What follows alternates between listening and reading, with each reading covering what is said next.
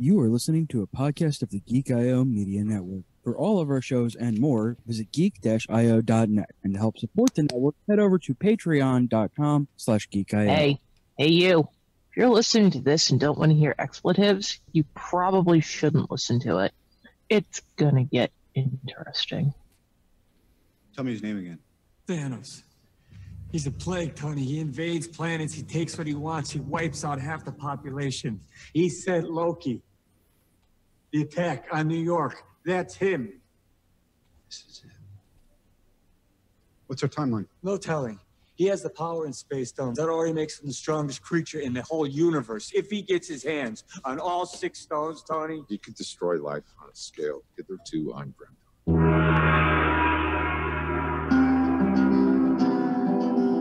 This is the Geek I.O. Rant and Review with your hosts, CJ, Rachel, Josh, Carrie, Raul, and everyone's favorite Aussie, Dale Campbell.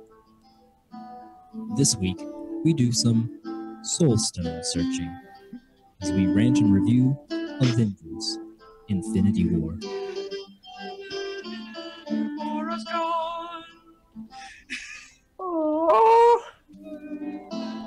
We just let this play or talk over it. What? This is gonna be the cutest intro ever.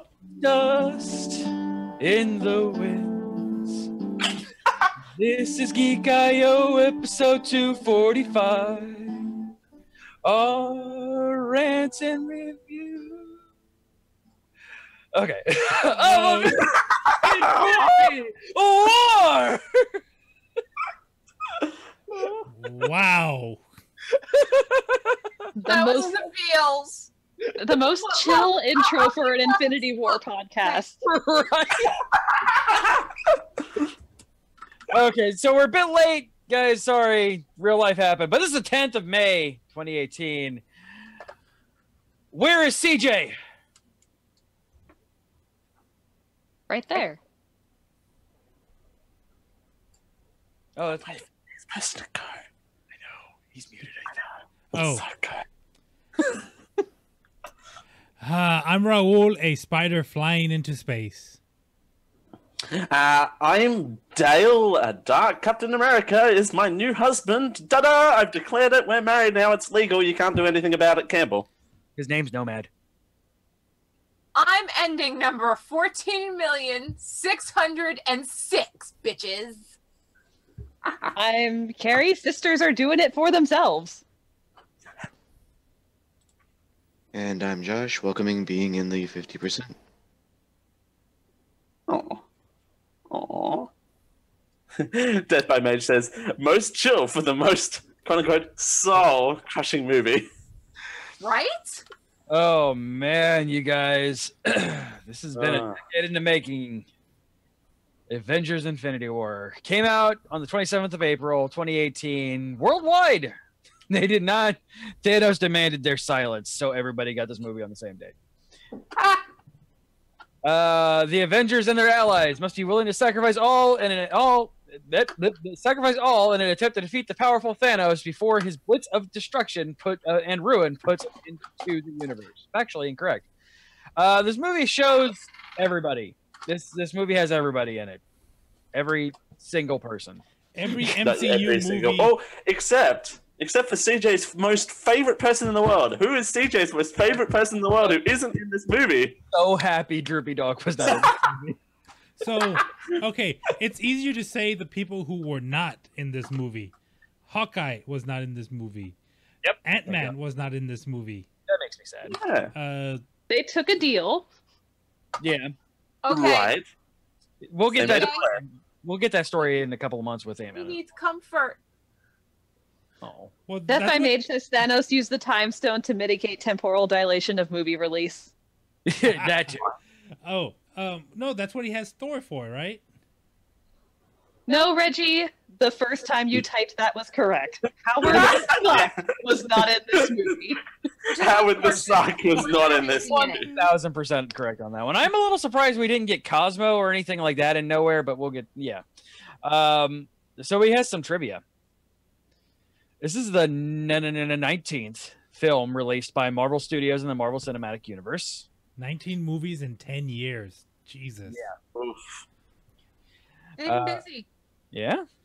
Will be the longest one, 156 minutes, which will make it the longest Marvel film movie to date, following Captain America: Civil War, which was 147 minutes. And Civil War felt like it too. This didn't, though. No, it didn't. You're wrong. It's as simple as that. Steve Rogers, Chris Evans had a new look for this film at the end of Captain America: Civil War. Steve Rogers quit being Captain America, something which had occurred several times in the comic books. For the first time, he issued the identity of Nomad. Rogers' costume in this film captured the basic elements of the Nomad character in that it is primarily blue and features yellow disc-like objects attached to the collar. For the second time, Steve Rogers quit. He had a fully grown, scraggly beard and would eventually shave the beard as his new identity as the Captain. Consequently, the physical appearance of the costume for Steve Rogers is a combination of the two most popular times he quit being Captain America. I'm Captain America, I'll tell you what. IMAX stated this film, along with the untitled Avengers movie 2019, was entirely filmed with digital 2D RE Alexa IMAX. Sorry. Oh yeah, we just said everyone's Amazon. We've Amazoned it, everyone. Yeah, I just made everybody get IMAX tickets. I apologize. To this movie, you're welcome. Which are specially customized versions of the RE. That word, 65 cameras with IMAX technology. Captain America: Civil War was the first Marvel Cinematic Universe to incorporate new cameras, but only for the airport sequence. This made Avengers: Infinity War the first non-documentary film to be shot entirely with IMAX cameras, although it did not use the traditional IMAX ratio of 1.43 to 1, but rather the digital IMAX ratio of 1.90 to 1, which closely matches the 1.85 to 1 aspect ratio of the Avengers 2012 and Ant-Man 2015. And I am the only one who gives a shit about that, by the way. I was about to say, am I the only, the way you were reading that, I was like, am I the only one who gives a shit about that? How unenthusiastically you were reading that. That's cool, isn't it? It is. It's so cool. I love this shit. Like, this shit makes me so happy. And you can clearly tell, like, it makes a huge difference. Yeah, it really does. And finally, my favorite one. Tom Holland was not allowed to read the script for this film since he revealed too many secrets for Spider-Man: Homecoming. Which is fucking hilarious. That makes me so happy. But I mean, to be fair, he didn't spoil the ending of the movie like 3 years ago. Looking at you, Mark Ruffalo. Mark Ruffalo, yeah. Mark Ruffalo. Mark Water Ruffalo, God damn it. What did he say? Hi, my name is Water Buffalo. I hear you guys are talking about my new movie. He completely spoiled the ending for this movie? He's like, somebody said something about the deaths and Avengers movies. He goes, "Oh, don't get me started on all of the deaths," or something. Yeah, he's like, "Oh, just wait till the next one. Everybody dies." And you see the guy who plays Rhodey. He's like, "Dude!" And he like smacks him in the leg. It's not a spoiler to say that everyone's. Yeah, it is. Avengers movie, right? Yes, it is. Well, by the way, we're spoiling the Avengers. Just FYI. Is that nobody believed him. Yeah. Well, it's because as of late, like, there's only been one death, like, that stuck in the Avengers movies. And that was Quicksilver. Like, that's it. And only because Fox was like, yeah, you can have Quicksilver for one movie. Have him on loan. Quicksilver on loan. And basically, well, they were trying to do the X-Men things with him in it, and, you know. So, quickens Silver. Exactly. Then they, put Oscar Isaacs in Ivan Ooze's costume and kind of ruined the X-Men franchise for a little bit. Revenge. Because the X-Men franchises needed help ruining itself? Yeah, considering First Class was good and Days of Future Past was all right. It was confusing, but it was all right. And then Apocalypse came around. It was hot garbage. No, cold garbage, hot garbage. So bad. All right, so this movie, y'all. I'm trying not to talk too much about the movie because our guest is going to be joining us here shortly, and I don't want to talk about too much of like the nitty gritty of the movie without him. Yes. So it's I'm a little bit more okay with talking about, you know, Ivan Ooze and X-Men. Yeah, Dark Phoenix Saga brought to us by DC Comics. Like, okay, was I the only one who saw the Pawn Stars guy every time I looked at Thanos? I've never seen Pawn Stars, so yes. Damn it, Carrie! Now that's all I'm going to be able to see now. He really should have kept the armor on.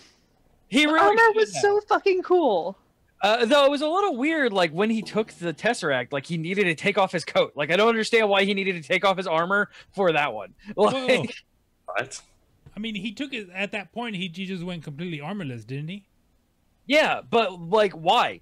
Well, no, to like it was kind of like, okay, I'm going to take off all this needless armor and I'm just gonna harness this power.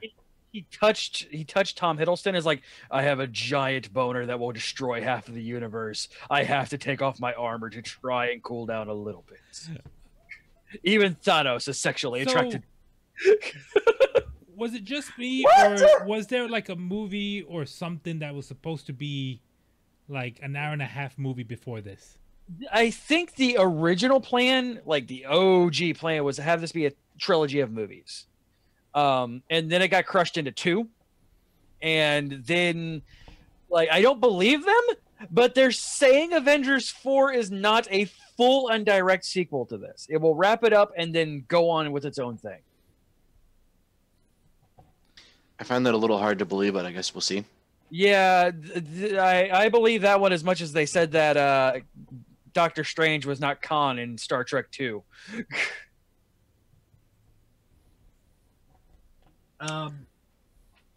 We were actually talking a little bit about that in the pre-show. Like, I was hesitant when they first announced him for Doctor Strange, but I absolutely fucking love him in that role. Yeah. Okay. Him is sure. Okay. Speak of that. I did not like Benedict Cumberbatch before this. Yeah, when she they was announced him, I was like, no. She was anti-cucumber for a while. No. No. Beat me to my dick. You didn't like him in Sherlock? I fucking hated him as Sherlock. He's grown on me since then.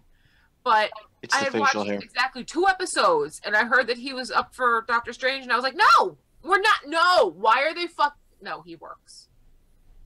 I'm sad that there was no shirt Sherlock between. There were so many opportunities No shirt on Sherlock? Okay. to have Tony Stark to have Iron Man or Iron Spider say no shit Sherlock when talking to Iron Man and Doctor Strange. It was a perfect opportunity. And it doesn't take it. There's still time. Now, come on. You know Spider-Man wouldn't talk to his dad like that. Oh. Thanks for the new car, Dad. It smells like a new car in here. And what's the first thing he does? The same thing he did in Spider-Man Homecoming. Yes. Take him home. Yep.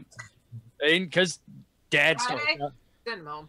Yeah, I mean, it was needed. Like, it is obvious that Tony Stark is wanting to be a dad, and that's nice.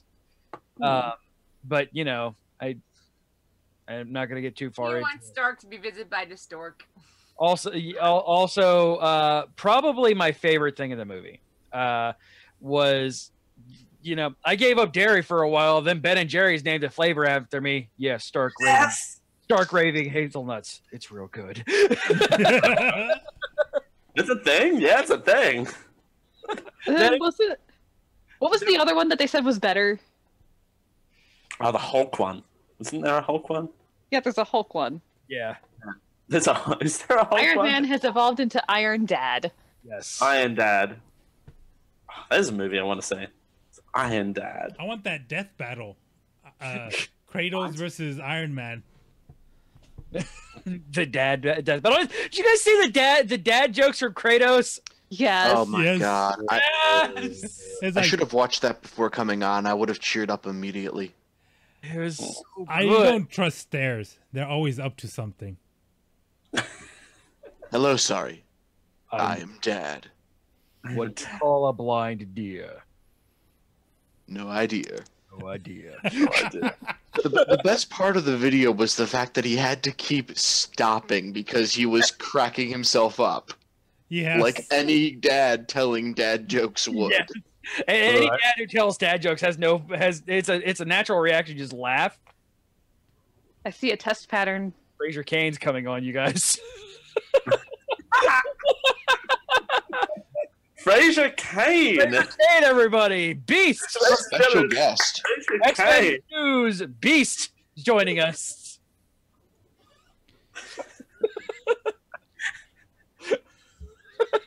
Hoka Hoka burning fudge.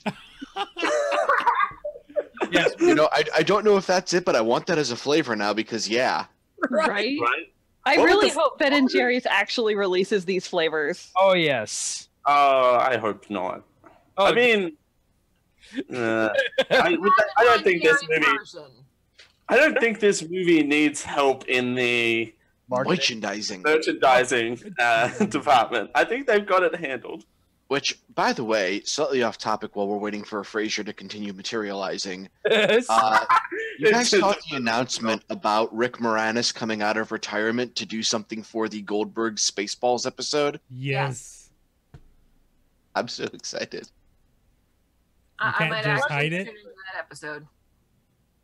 Like, the Goldbergs is really fucking solid overall, but their super nerdy / pop culture tribute episodes are amazing. So is the Goldbergs kind of like Wonder Years? I'd say it's comparable. Yeah, it's basically this the writer and producer director's childhood autobiography. Also, the intro done by I Fight Dragons, friends of the show. Right. Ooh, nice. Yeah, I that's what actually got me watching that show. Like, I was not interested until Packy from I Fight Dragons did the whole press burst. Right. Hey, we did the intro for this show. You guys should watch it. And I watched it. I'm like, this is pretty good, actually. You need to specifically watch there's an episode with Short Circuit. Oh. The Knight Rider episode. The D&D episode. D&D episode It was really good. Phenomenal. It was so good. Man, this movie is real good. And I keep getting distracted by Fraser Crane. You right over there? Not Fraser Crane. We're not psychoanalyzing the movie. No, we're not. Fraser Crane. I turned up to the wrong show then. Huh? Stay a while and be psychoanalyzed. When I was younger, I would just stay up long enough just to hear the intro for that song and then go sleep because I did not know what the heck was going on in that show. What, Frasier? Yeah. Yeah. Tossed salad and scrambled eggs. I love that show. Like, that show actually did a lot for me as a person. Like, I watched a lot of it, and it was like that's where I developed my taste for intelligent comedy. It went over my head as a kid, but watching it on Netflix now, it's like, this is really fucking good. I did a lot of research on the things that I didn't know about the show. I wrote down the things that I didn't understand and went to the library and looked shit up. Hey! Ahoy! There's Brian! A pirate crossed with a devil! Brushwood! Hot damn, man. It's great to see you guys. How you doing? Fuck, dude. Good. Oh, wow. Hold on 1 second. I'm still trying to figure stuff out. Justin, all right, full disclosure. Might have just wrapped up a whole round of shooting Scam School episodes. Might be a few drinks in. Exclude. Did someone say drink? Exclude disclosure. You're This will be a fun episode. Right. What you drinking? Fine. Everything's fine. We're all fine here. I did like that development phase too that you did. That was very magical. Man, am I late? No, you're good. No, we like I said in the emails to you, and I'm sure you've read and paid a lot of attention to, because you're not. In all of my free time, I did all of these things. I know. Yes, I know. No, we were so much free time. We were avoiding talking about the show the movie in bigness, depth, in depth, bigness, until you got here. Great. because Awesome. so we've been talking about Frasier, such your name on Zoom. Oh, it does. It says Fraser Kane. Okay, I was wondering why you guys were talking about this. How do I change this? Hold on. I don't think you can once you're in the call. We'll see. Can I do this episode? Have it. There we go. Ladies and gentlemen, Boner McButts is joining us. What? My favorite McDonald's burger, by the way, is the McButts. B&B? Well, I mean, we do know you like it beefy. Oh. Oh, That's a holy protein. shit. Now we can actually start talking about the movie, you guys. Welcome to the Geek I show. I'm just kidding. Oh, holy shit. This movie, Avengers Infinity War, like 8 hours long, but I loved every single second of it. Not as long as one of my boss fights, though. Yes. Pale in comparison to your boss fights. Oh, just you wait. I mean, Right off the bat, one of the things I noticed about this movie in comparison to the other big crossover movie we had recently from a certain other comic book production studio is that it's amazing how well Marvel can take all of these characters from all of these settings and just seamlessly merge them together. And nobody felt shoehorned in. Nobody felt like you had to change the entire character to have them on screen. You just see Iron Man, Spider-Man, and Doctor Strange sitting there talking about Thor, and it's completely normal. Yeah, like, and you had new characters in fucking Justice League, and like, by the way, I've seen that again, and it definitely is it's bad. it's just bad. I mean, Flash and Cyborg were pretty much the best thing about that movie. Yeah, but like, all right, so you had like 76 main characters in this movie, and all of them felt like each of them felt like they had their own gravitas. Like everybody cheered when space came up on the screen, leading into the Guardians row. Like, yeah. Which, by the way, Rubber Band Man, great song choice. Oh yeah. And the fact that Gamora was singing along was adorable. Yes, great. It's like, oh, Yeah, he's broken. I watched the Avengers 3 times in 1 week, which hadn't happened since I believe 8th grade. And the fact that during that, you have the camera panning over the 5 main Guardians of the Galaxy, and each one had a different take on it. You of course have the Heart of the Guardians, Star-Lord. Next you have Drax, who's asleep. Then it goes over to Gamora, who is being game and supporting, like playing along, like okay, I'm in the zone or whatever. And then you subvert that expectation with Rocket, and then of course you get the nice twist with Groot being a teenager. Groot, arrogant butthole. It was amazing. It was amazing. Are we there yet? Also, Right. all of them can understand him now. Yeah, the fact that everybody speaks Groot, and the fact that they expanded that to Thor understanding Groot. It was an elective. Acting like everybody else is dumb for questioning that. They're like, yeah, it was an elective in high school. Whatever. Yeah, you dummy. Though later on, remembering that not everybody can understand him. I am Groot. I am Steve Rogers. Steve Rogers. Right. And he takes it so seriously too. Like he gives this noble, like solemn greeting, like he's greeting a foreign prince, which I mean, Groot is a king.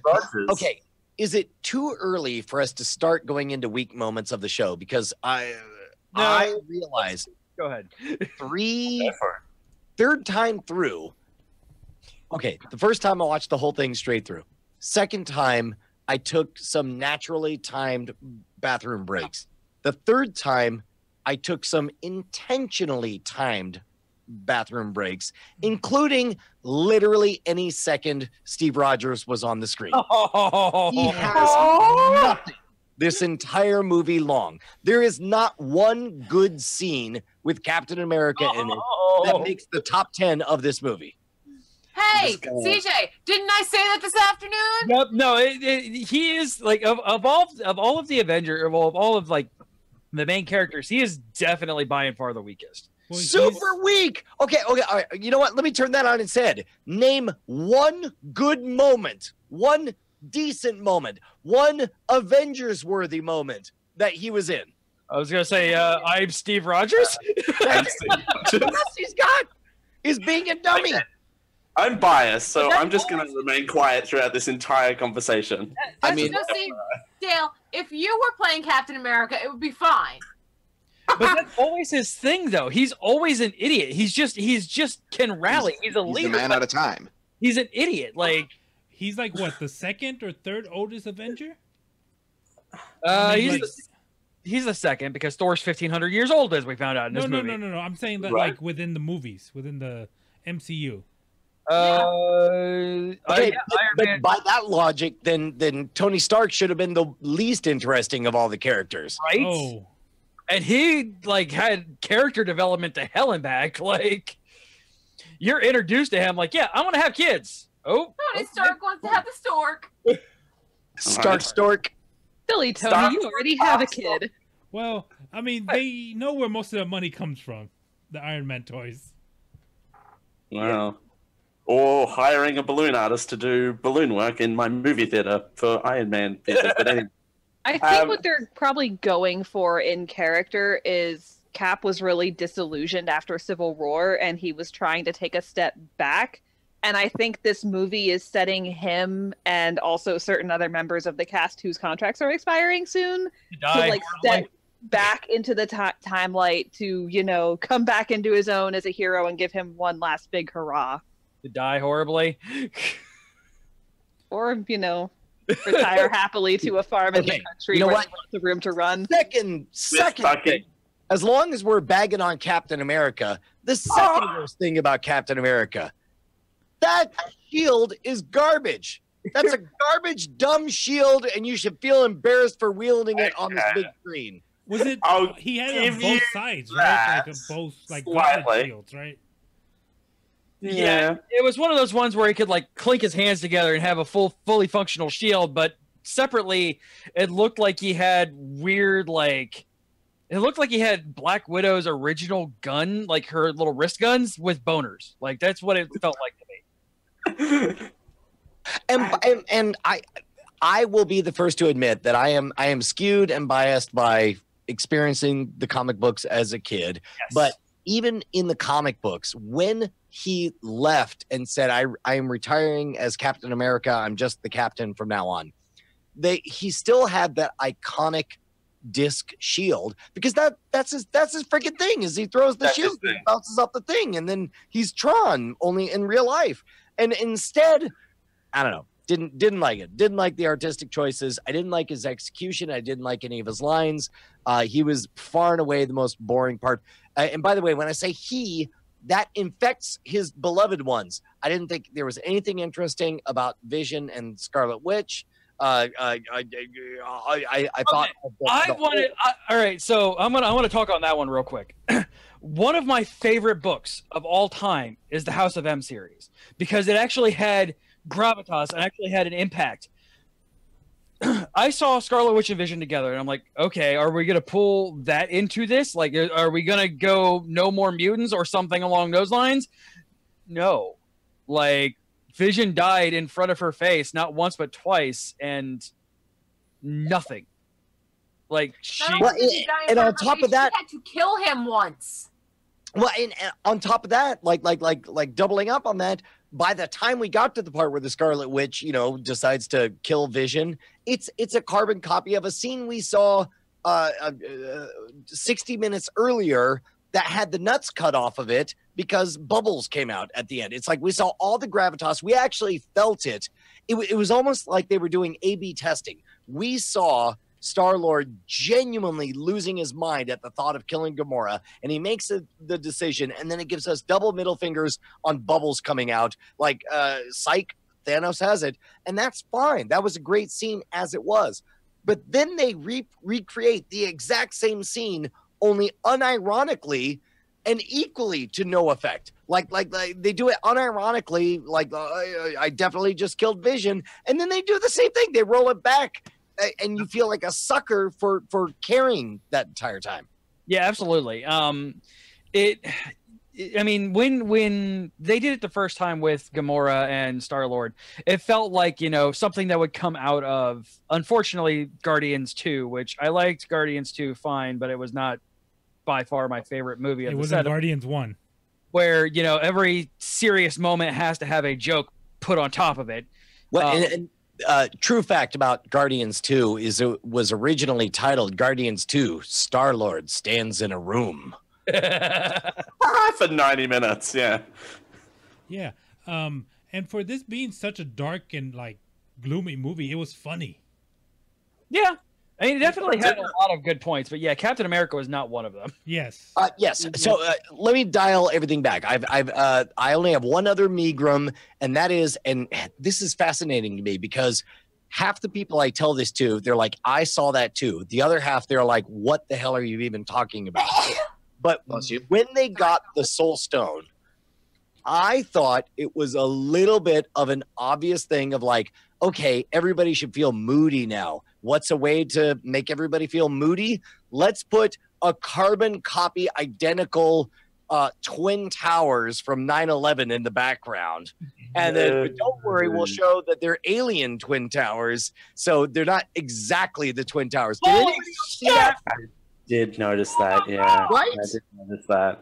Oh my God! Also, I why thought is it every time you're on both times you've been on this show, you've had to bring 9/11 into things, George? I mean, we'll get to that when we talk about the post. I'll bring our gifts. Scenes. We'll get to that. Yours is reminding us about 9/11. Wait, is that when the two ships are landing in the middle of the jungle? No. This is when they go to the Soul Stone and Red Skull shows up. There is in the desiccated, destroyed skyline of the background. Okay. There are two square twin towers, very prominently displayed over his shoulder. Oh, two towers that look exactly identical to each other for no reason at all. Yes. And also, not only do they look identical to each other, they look identical to the World Trade Center. Right. Definitely what they're doing. I was the only one who just kind of squirmed in my seat about that because, completely different audience. Oh. No one else in the movie theater got that. And I'm like... Talking about squirming. Nebula's torture scene. Yes. Yeah, that was one of my biggest of the movie was the reality gem infused body horror. Yeah. Drax getting stoned and cubed up, Mantis being turned into ribbon coil. So you did or did not like that?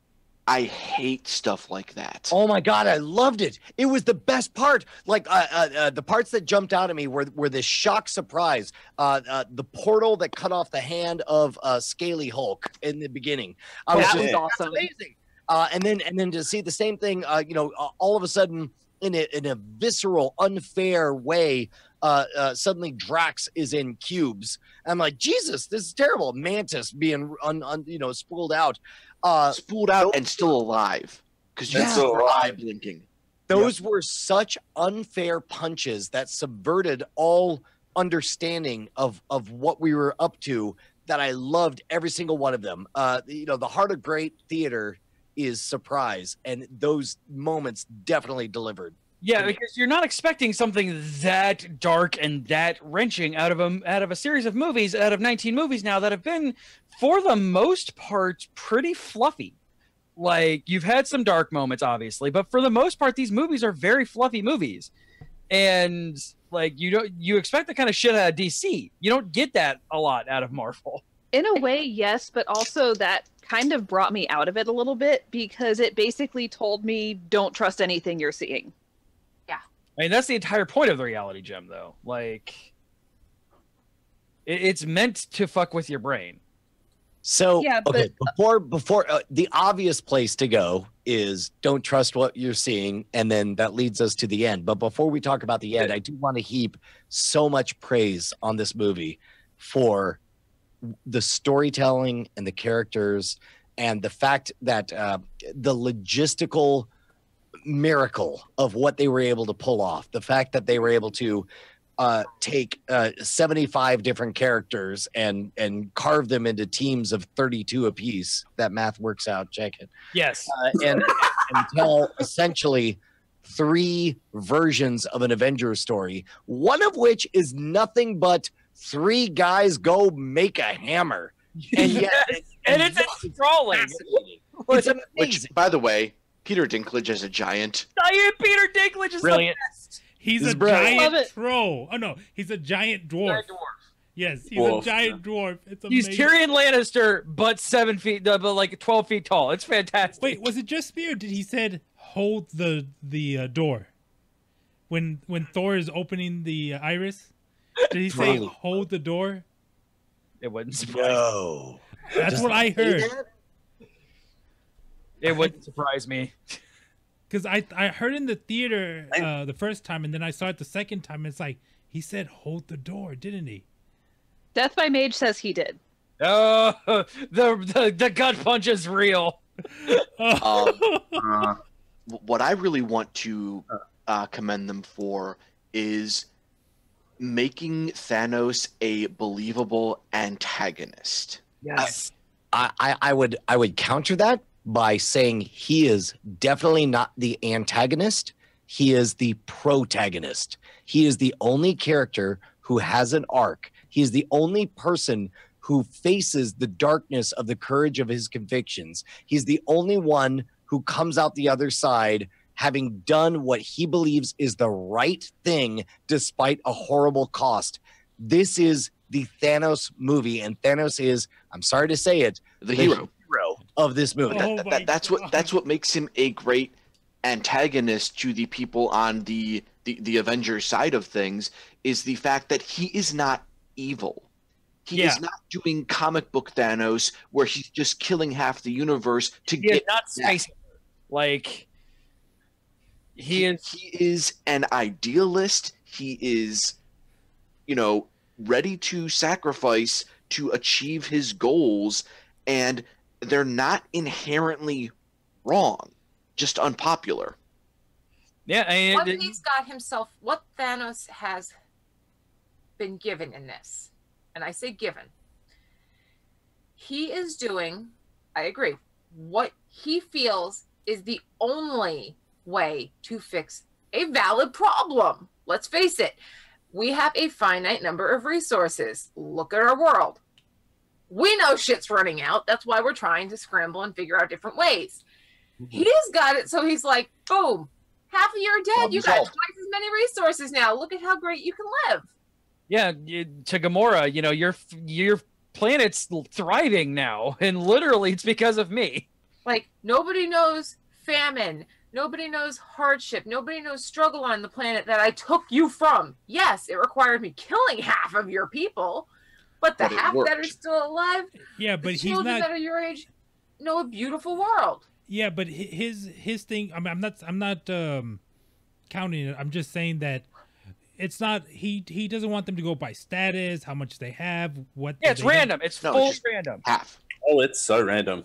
Like, and he said that on his planet. He goes, rich, poor, king, pauper, everybody. Yeah, as a matter of fact, I think it's all perfectly clear in the line where he says, I want to kill half the universe and it should be random. And by random, I mean the most valuable Marvel properties should die, and the least, definitely keeping the original Avengers, thereby undercutting any possible tension anybody would have for the outcome of what I'm about to do. Yeah, that was the major issue, was as you started to see the heroes dying, it was the ones everybody cares about the most right now, 19 movies in. Yeah. And the fact that you could watch, him do the very Doctor Strangey rewind on Vision in the first place to get the mind gem. It's like, well, things are going to be okay, because those of us who know the comic books and know the way the Infinity Gems tend to wind up, we're still missing one major player. Adam Warlock. But we're not going to get Adam Warlock before the next movie. But we are going to get Jeremy Renner, though, so that's exciting. Hold on to your butts for that. I'm glad we are not. We have Captain Marvel before Avengers, right? Yeah, we literally only have Ant-Man and the Wasp and Captain Marvel. Like, that's it between now and the Avengers 4. Yeah, you don't want to leave too much going going on. CJ, and I think they're going to put out Howard the Duck instead of Avengers. So make sure that why release date isn't am I April going 1st? to a superhero movie not. and having feelings?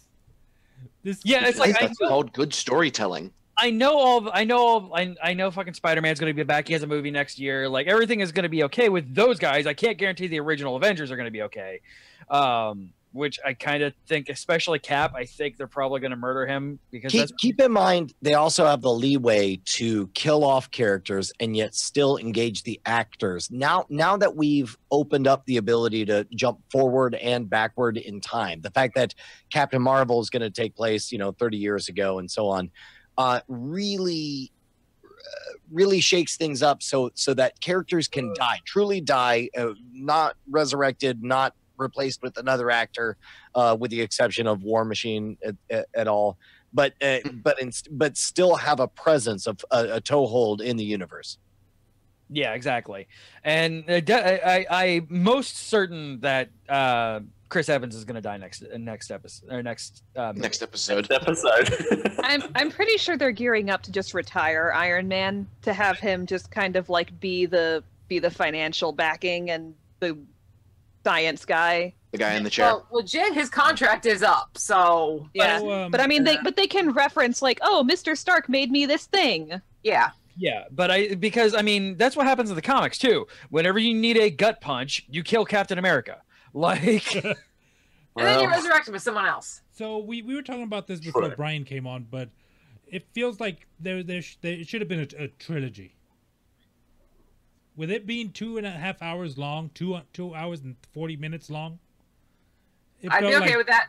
Also, Raul apparently has never seen the Lord of the Rings movies. Right? All three of them over Christmas Day. That's a long day. As absolutely packed as this movie was, I feel like if they had tried to blow this up into 2 movies, it would have felt stretched out. Just wait for the director's cut when we get that. Yeah, because they so didn't good. show him going against the Nova Corps. Yeah, find out the fall of Xandar. Yeah, but pretty much maybe they were we'll already actually get a real Nova soon, you guys. Well, not fucking John C. Reilly. But like they were already crippled after Ronan the Accuser, right? Yeah, they're pretty much like almost defenseless. By the way, I hope you guys like Ronan the Accuser because he's coming back. Why is it? Sorry, fill me in on that. He's one of the villains of Captain Marvel. Got it. Oh no, not more Lee Pace. Hopefully he's better acting in this one than he was in Guardians 1. I love Lee Pace. He felt cardboard. Cartoon. Yeah, but not good cartoon. Like 80s bad anime cartoon. Like cardboard cartoons. I mean, thematically, that kind of fits for the Guardians, so at least there's that. Yeah, true. Like, if there's gonna be a movie to have a cardboard performance. Yeah, when you are pretty much the sole, your entire point is build up the heroes. Yeah. But yeah, that was an interesting thing I discovered, that we're getting more Lee Pace. Can we talk about the bait and switch with the big climactic battle scenes in the trailers versus the actual movie? I like the trailers for this movie, by the way. Where Hulk was replaced by Hulkbuster. Yeah, and we get this real nice, mini story of Banner actually having problems with the Hulk. Yeah, he had performance anxiety. Oh yeah, no, Hulk as a boner was one of my favorite parts. Of Poor Hulk. Oh man, I hope we get like a gray Hulk. Yes. Oh my God! Seeing a whole Mr. Fix-It saga, I would love to see absolutely a standalone Hulk movie about his days as Mr. Fix-It. That would be amazing. Or a good Hulk movie. That would also be good. That would be good as well. You are not. I mean, we did have Ragnarok. That's true. It's the closest to is not World War. What's the Planet Hulk. Planet Hulk. Because we're never gonna get World War Hulk. Universal's not gonna let that go. And that ties back into what we were talking about in the pre-show with it being hard to have everybody come together into big crossover movies and then split back up without it making sense. So instead of shoehorning all of the existing teamed up characters into solo films again, you know, throw Hulk and Thor on a planet together and give them a buddy cop movie. You know, mix and match with people a little bit. Exactly. It's more organic that way. Yeah, I mean, you had Spider-Man Homecoming, which was a Spider-Man Iron Man movie. Yeah. And even then, Iron Man wasn't in it a whole lot because he was purposely holding back to let Peter grow, and that was established. If you cared, you'd actually be here. I do like. So, what did you guys think of Thanos' supporting cast, the Black Order? Oh, loved him. You mean Girl Big and Squidward? Girl Big and Squidward. Squidward was amazing. There was one more. Yeah, right? no, he was great. I loved Kmart Voldemort. Kmart. Kmart. But no, I was actually going to bring those guys up. Is I wish they had gotten a little more character, because that was literally it. There was Girl, there was Big, and there was Squidward. I don't know. Okay, forgive me, but in a movie that somehow managed to pull off having 243 protagonists, I don't know that I really was craving backstory of 3 introductory bad guys.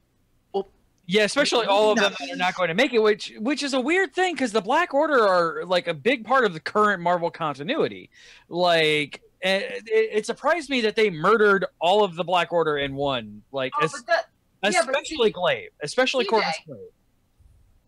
They haven't murdered them because you and I both know they're going to end up turning something back because everybody else is going to be revived, which means if everybody else is going to be revived, at least those that were turned to dust.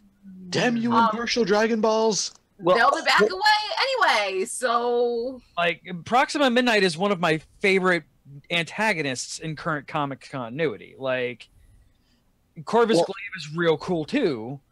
See, that's the thing. I didn't even know who the fuck these people were. Like... But you didn't have to. That's the beauty of them. You knew who Maul was because the Ebony Maul was the only one who you've seen beforehand. Yeah, right.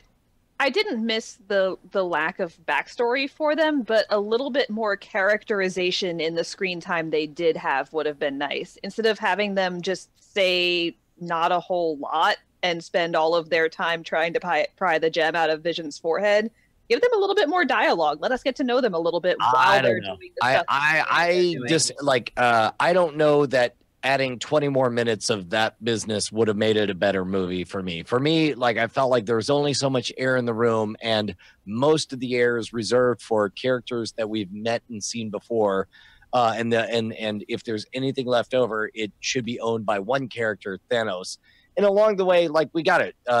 As you guys say, there's a big guy, a lady guy, and a Voldemort guy. And there was that guy with the kind of hobgoblin look, which Corvus Glaive, like that one actually kind of made me mad because he is scary in the comics.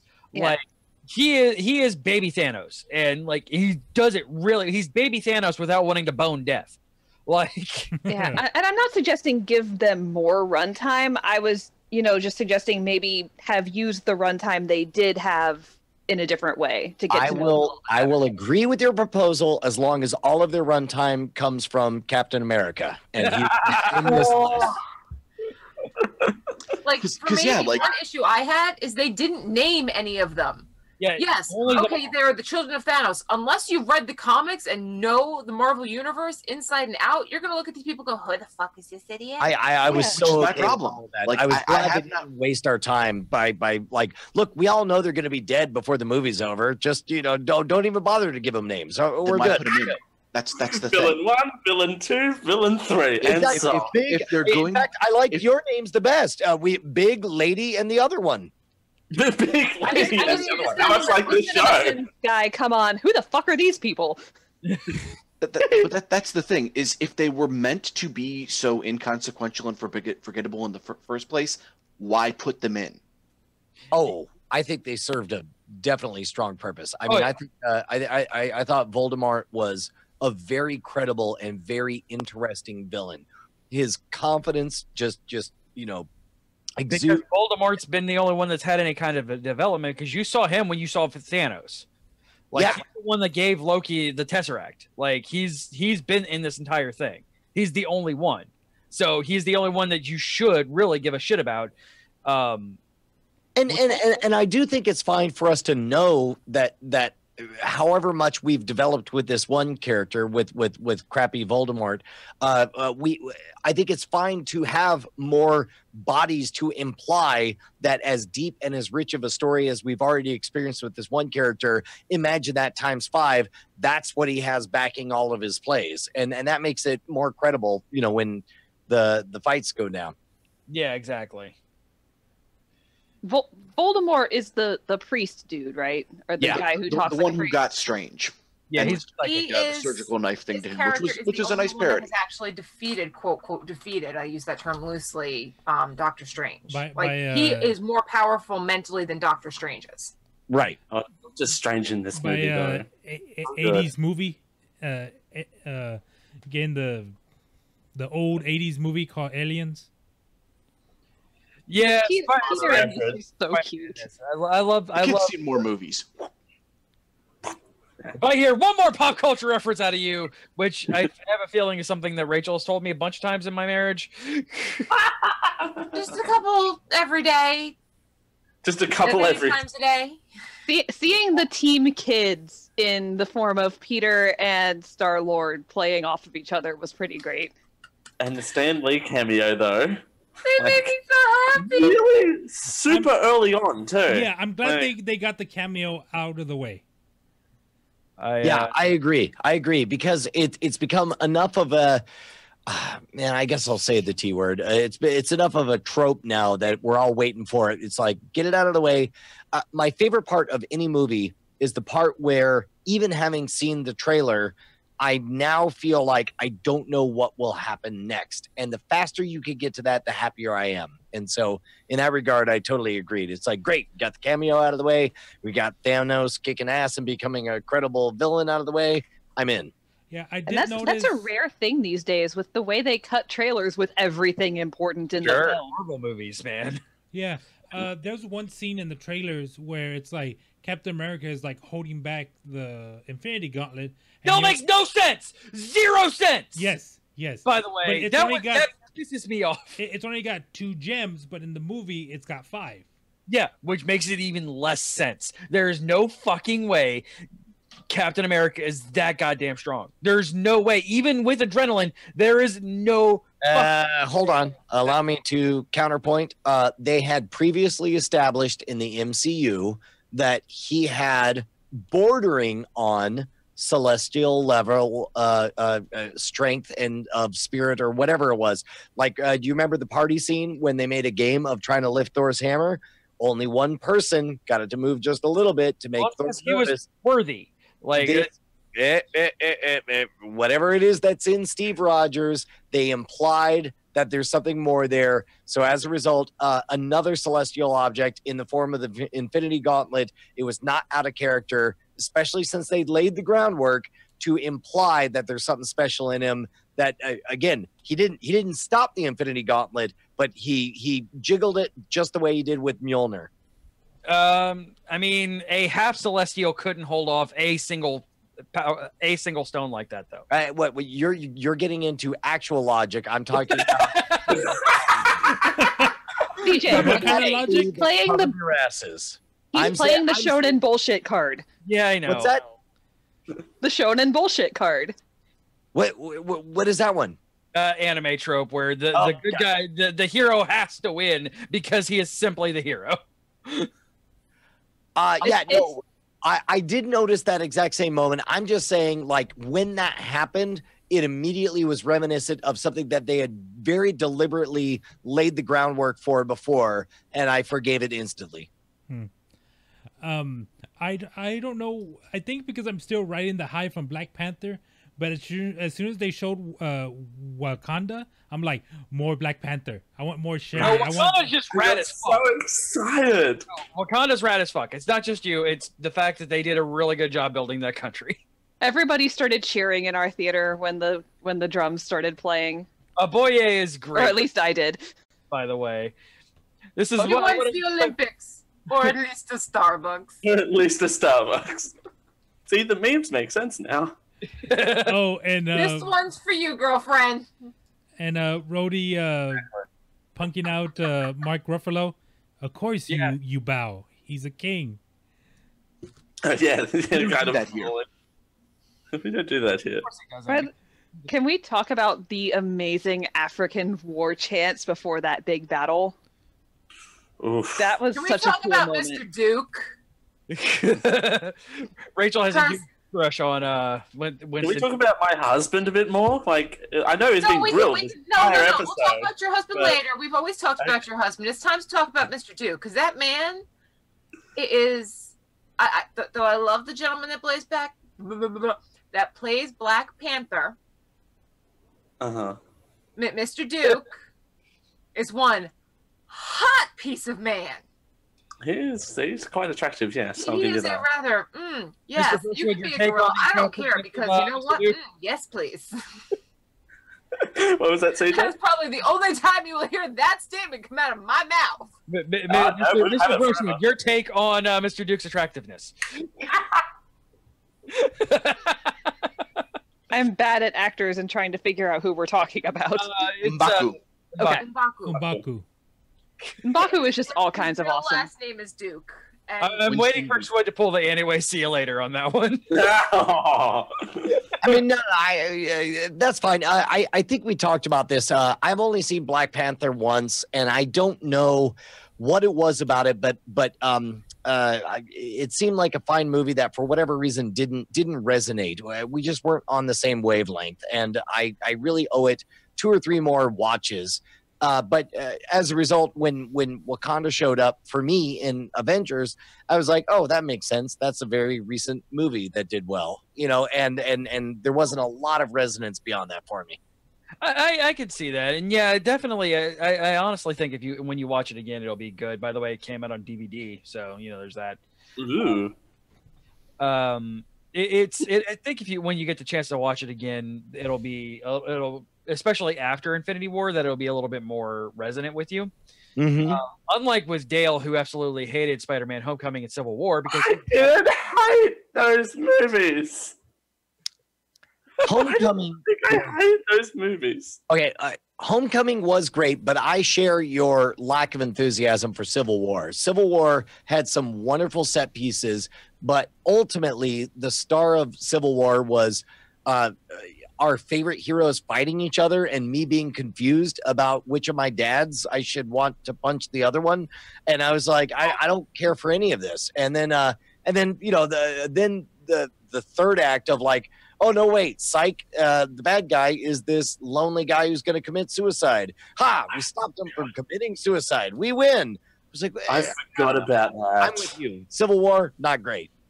It was an okay Avengers movie, but it wasn't a great Captain America movie by any stretch of the imagination. I agree, because the heart of Captain America is this this almost corny conceit of like, well, golly shucks, I mean, maybe it's out of date, but I think American can do itness should stand up to Hitler. And absent of all of that, I don't know, it was cartoonish and weird and went in a circle. It was very it was jerky like that, where it was just like, let's do this thing now. I'm 195 years old and trying to stay current.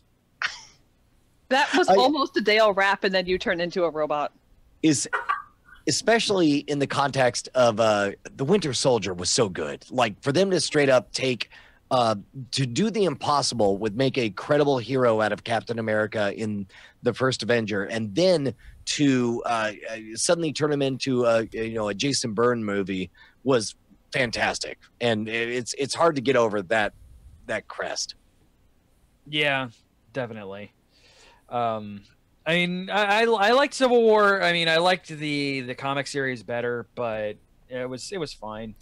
I just like busting Dale's balls. Especially Whoa. Does Captain America die at the end of Civil War? Or is that in the next arc that he dies? He dies every single movie, just like the audience. Yeah. Well, no. I'm talking about in the comics, because I read Civil War, but I can't remember. Does he die at the beginning, or is he gets sniper shot by Cross? At the very end? Yeah, on the steps of the courtyard. Yes, the courthouse. Courthouse. Yes. Yes, the courtyard of the courthouse. Yeah. Lots of courting going on. So the emotional beats of this movie. Obviously, the big one that people point out is, Spider-Man, his pulling his best David Tennant. Stark. Mr. Stark. Mr. Stark. Give the man respect. Give Dad his respect. And then clinging to him like a scared child does a parent. The only issue with that is everybody else just kind of poofed with no issue, and Spider-Man was the only one who knew felt anything going on. I was okay with all of that because it reminded me a little bit of how. Quick question: did you guys read The Lord of the Rings before you saw the movies, or did you see the movie and then read the book? Books first for me. Yes and no. I've never read the books. Okay, so like I started reading the books and then gave up around Tom Bombadil, and as a result, the first movie was a little bit confusing to me because I'm sitting here watching Gandalf, a major character, throughout the whole movie, ostensibly die, and they give a little bit of screen time. They show people kind of, wiping tears like, oh, golly, it sure does suck that major character that you just spent 2.5 hours with seems to have been dead. But they were soft on it, and they didn't sell me on totally losing my mind crying or whatever. And the format of the end, what's the quote attributed to Stalin? One death is a tragedy, a million is a statistic. You're going to kill so many characters, you can't possibly cry for all of them. So instead, you figure out what's the one, and let's sell one scene. So in reality, I feel like all of them had that Peter Parker moment, but it doesn't make sense. The movie would be twice as long if we gave them all Peter Parker moments. So instead, they gave it to Peter Parker, the most relatable, interesting that character. one, and they also gave it to Groot. Even though that was only like 2 seconds, but still. He's marketing. Well, and the funny thing is, one of the Russo brothers actually took to Twitter and gave clarification that last "I am Groot" as he's turning to ash is him saying "Dad" to Rocket. Yeah, that was James Gunn who posted that on Twitter. Yeah. So a little bit of a feels bomb there, but I've also seen it mentioned, but I haven't read into it in depth, that there is actually a canon reason as to why Parker took the longest to dissolve. Something. Go on. Well, that's it. I've seen it mentioned. I haven't read into it myself. I'm imagining it might have something to do with the whole Spider-Verse, Webs of Fate kind of thing. Movie Arachne and whatnot. The fact that he's so young. I'm excited the fact that we are getting a Spider-Verse movie this year, by the way. Oh yeah, looking forward to that. Morales on screen. Yes, give me more Miles Morales. And the art style of it is so good. But I think we're the only ones that care about that, Josh. Oh, it's the animated one, right? Yes. So how many of us are there? But yeah, it's just the other thing they had to they had to actually clarify off screen was the fact that Gamora is in the Soul Stone. I mean, that was made pretty obvious, at least to me. Not everyone seemed to get it too clearly, but yeah, his little crystal clear Eternity Lake thing conversation with her. Yeah, that was her from inside the Soul Stone, basically saying, "Hey, look what you did, jackass." Yeah, what did it cost? Everything. Okay, yeah, that was made obvious to me that was him, because that's the entire point of the Soul Stone. Is, I don't know, soul. Thanos is the Funk Soul brother now. So he just like warps himself away from everyone. Yeah, he did his thing. Now he wants his piece. because he has to now deal with the fact that he killed his daughter, whom he loves, to get what he needed to get.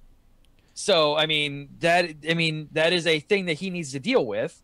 He gets his piece, but now he has to deal with his own demons. At least that's what I read. Sometimes your own demons are worse than the ones that are around you. Post-credit scene was great. Yeah. Oh yeah. More 9/11. As we all love those. And the fact that it was like a complete like post-credit. Like we were sitting there the entire time. It's like, okay, where is it? Yeah, we where got is it? It's a fucking Marvel movie. We know it's coming. People got up still. I don't understand. Oh, I don't know it is why still they the get best up. thing ever. We went to a late showing. Like I'm talking, it started at 8:40. We brought both kids, so of course both of our kids are punchy by the end of this movie. Aaron's sitting next to me. The 2 people or 3 people next to him get up and leave, and he goes, "God, Mom, people are dumb." Out of the mouths of babes. Right. Surprisingly, no one left And in of mine. course, I look over and I'm like, "Sweetheart, that's not nice." He goes, "But Mom, it's a Marvel movie. If they're here, they should know this by now." Okay, I've talked about this on other shows. Marvel has gone out of its way to treat me like an abusive alcoholic stepdad, where sometimes they reward me for sticking around after the credits, other times they just give me the finger and say, "You're real dumb for having stuck around for nothing." And Patience. if they're gonna do it, you do it consistently, or you not at all.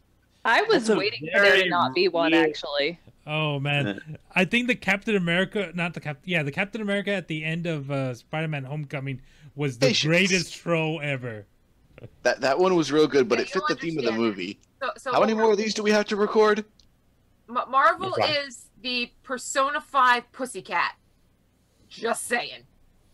But I think what I really loved was Thanos will return. Yeah, nobody else. Like they didn't put anybody else in this. You know why they said that? Because he's the hero of the movie. He's the protagonist. He's the main character. He's the only one whose journey we're following. But you know who's going to be the hero of the next Avengers movie? Iron Man. Captain Marvel, who gets summoned to kick his ass via use of a pager. I thought you were going to say Captain America then. I got real excited. The real Captain. So in canon, no, she's a major. I don't disagree. Yeah. In canon, Captain Marvel's like cosmic level strength, right? Yes. He's been one of the ones who's been able to handle the Infinity Stones outside of Thanos. So. Because I That's remember why they're bringing her in. Yeah. I do remember in not getting Adam Warlock, which we will in Guardians 3. We have to get somebody else who can canonically handle the gems, and she is the best good guy for the job. Because I remember in the comics you had the Celestials coming out. You had like Chaos, Order, the Watchers, the Giants. You had Galactus. You had the Grandmaster. You had the Collector actually doing shit. Which haven't we learned that it takes a woman to handle the stones? I've never liked the fact how they. I got your joke, Rachel. I will not tell my wife's joke because I have to sleep with her later tonight. Wow! Oh, you think you're coming into bed? You're funny. But I don't like how they've handled the ancient ones in the MCU in general. The fact that the Collector and the Grandmaster are just jokes when they are ancient, like second creation of the universe kind of things. I mean, but at the same token, how many people, who really truly follow this stuff? Nobody cares about them except for me. Well, more importantly, I would ask, like, how would you do any different? Because at some point, somebody's so powerful that it's impossible to convey that in a movie, like in a cinematic storytelling set piece. How do you show it? And of course, the dumb, obvious answer is the way the DC universe does it, which is like show them blowing up a planet, but that doesn't resonate. That you don't feel anything. So instead, like for example, Thanos is about as powerful as you could represent by showing him kicking the ass of everyone, Thor, Hulk, and Loki. in the first 15 minutes of the movie in a very visceral, credible way. I don't see any way to make that work with the Collector or the Master or any of that stuff. Maybe, I mean, with the Collector, it would be a little bit easier than the Grandmaster, because the Collector, you know, has all of these gadgets and things like that at his beck and call, and can. But he sold all of those. Lying is like breathing to you. He doesn't sell shit. I wonder if that was Yeah, just he's the collector, not the merchant. Not the marketer, no.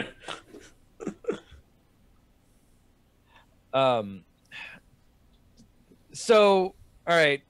We've talked, Brian, you've talked about your least favorite things in the movie, mainly Captain America. And by the way, least favorite does not mean I did not enjoy every moment that they were on there. It just meant that you know, somebody's got to come in below bronze. Exactly. Yeah. So, somebody's got to come in because he's gonna. Don't tell that to schools anymore. What was your takeaway best part of this? Surprises to me were ensemble character to character, you know, two cocksure characters facing off with each other. All of those moments were amazing, whether it's Tony Stark and Doctor Strange. That was electric. Same thing with Star-Lord and Thor. I loved the quieter elements. For example, in all of the previous Guardians movies, there's one thing that you knew you could never get away with saying to Rocket's face is calling him, you know, anything. Rabbit. It's a cute bunny rabbit. And instead, you know, in the presence of a pirate angel, he shuts the hell up and just lets himself be called a rabbit the entire movie. It was delightful. Like all of those character interactions, the fact that they used the shortcut of all of our knowledge of their backstories in order to provide for interactions that I don't know. It was great. I loved all the character stuff. It was great. Yeah, like you see Thor directing Rocket Raccoon to this dying star and think, oh, wait, yeah, that totally makes sense. They're both from basically space. And you would never have thought that until you see them doing it and you get the little, as much as it is a fun little throwaway line, oh yeah, that was an elective in high school, it immediately threads that connection from Asgard to the rest of the galactic civilization. So I got a question for you guys. Right now, I think it's fair to say that of the male leads in the MCU, you have Thor, Banner, Tony Stark, and Star-Lord. Kill 3 of them. Who do you save? Ooh. Kill Banner. This is a really weird fuck, marry, kill situation, but it's all kill. It's a new game I invented called Kill, Kill, Kill. Oh, wait, you still here? No, it's kill, save. Yeah, kill. That's the one left. Personally, kill Banner, because the Hulk is just never really been a huge character like that I've ever been attached to. How can you say that after Thor Ragnarok? Like, they did such a good job. And Thor Ragnarok plus the first act of this really set up more of the interplay between Banner and the Hulk that existed in the comics than really anything since the first Hulk movie, which I think was unfairly maligned. No, it wasn't that movie. No, you can kill Bruce Banner. You know why? Because his performance anxiety made me loss of love. Sorry. Tony Stark, I'd say, can kill, because you can replace that character with any other one. It would suck to lose Peter Parker's dad again, but you know, it is what it is.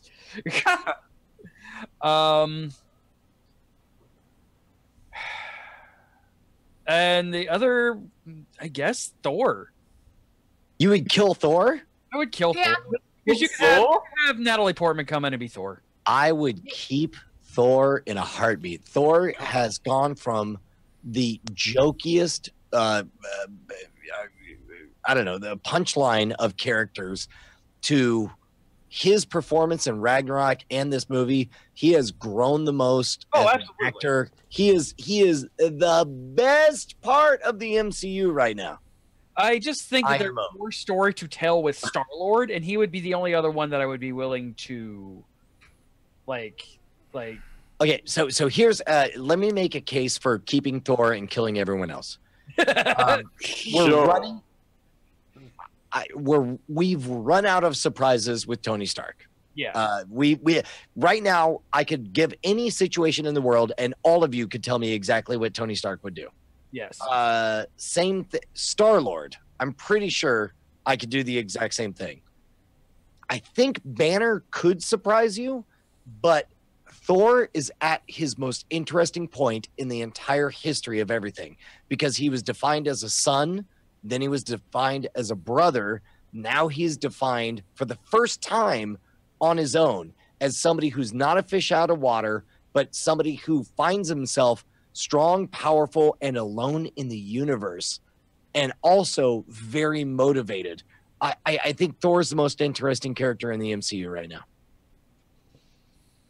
I could see that. It's just that there are, because of it being he's had his arc. I could see, especially if I was writing it, kill him off, but give him a heroes out. Send him off to Valhalla. Exactly. Let him complete his arc, but at the end of it is him dead, or at least no longer, like, throw him into the future and let him be God King Thor. Well, no, because with Thor, I'm talking about from a movie standpoint, you could go from Earth to space like flawlessly.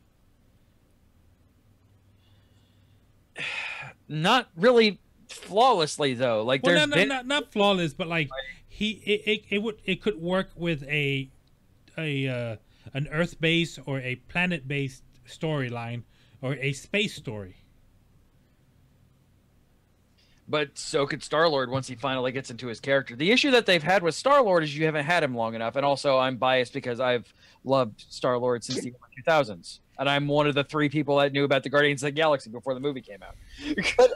But Star-Lord was always defined as looking for, his parents. And now we've found all of them. And I don't know what his motivation is. Whereas I feel like with Thor, we began the Thor story in the MCU as him preparing himself to take over for his father, and a lot of hijinks ensued. And now we find ourselves like now it's really time for him to start doing that. He has to rebuild and step into his dad's shadow. But in the same token, okay, so in the first movie we had Quill as finding himself as a being. He was nobody. He was a scavenger. He was nothing. And then he found where he should be in the universe. And the second movie, dealing with himself as an entity. The fact that he has this untapped power, which, by the way, I'm kind of upset that they never touched on in this movie, except for, hey, my dad was a god and I killed him. Like, that, it would have been a little bit more interesting to see him tap into his celestial abilities, which hopefully will get more. Well, he's still around, right? Or did we lose him? No. He got dusted. Yeah, we lost Oh, The okay. only Guardian that did not get dusted was Rocket. And let's be fair, we know this is going to be a DBZ scenario. We're Oh, going to summon Infinity Stone Shenron. They're all going to come back. Mhm. Yeah, like, I don't know about. Oh, okay, so that's an interesting question. Who's for real's dead and who is not? Gamora's Captain probably America's for not real, dead. right? No, Just Gamora's not FYI. dead. Gamora is trapped is the Soul Stone. So once that shatters, once the We've Soul already seen her in the Soul Stone, so we think we're okay. Yeah, I think anybody. I mean, the comic consensus, anybody after the Soul Stone becomes a thing is coming back to life. Yeah, I'm pretty sure that Shuri actually backed up Vision before she fled the science room. Probably. So I'm pretty sure she and Vision are going to be okay. Probably Loki's probably dead. Yeah, Loki's dead. Sadly, I love Yeah. Loki. He's dead. Well, but also we got a lot of Tom Hiddleston. I Yeah. think he did a great job. Good on you, Tom.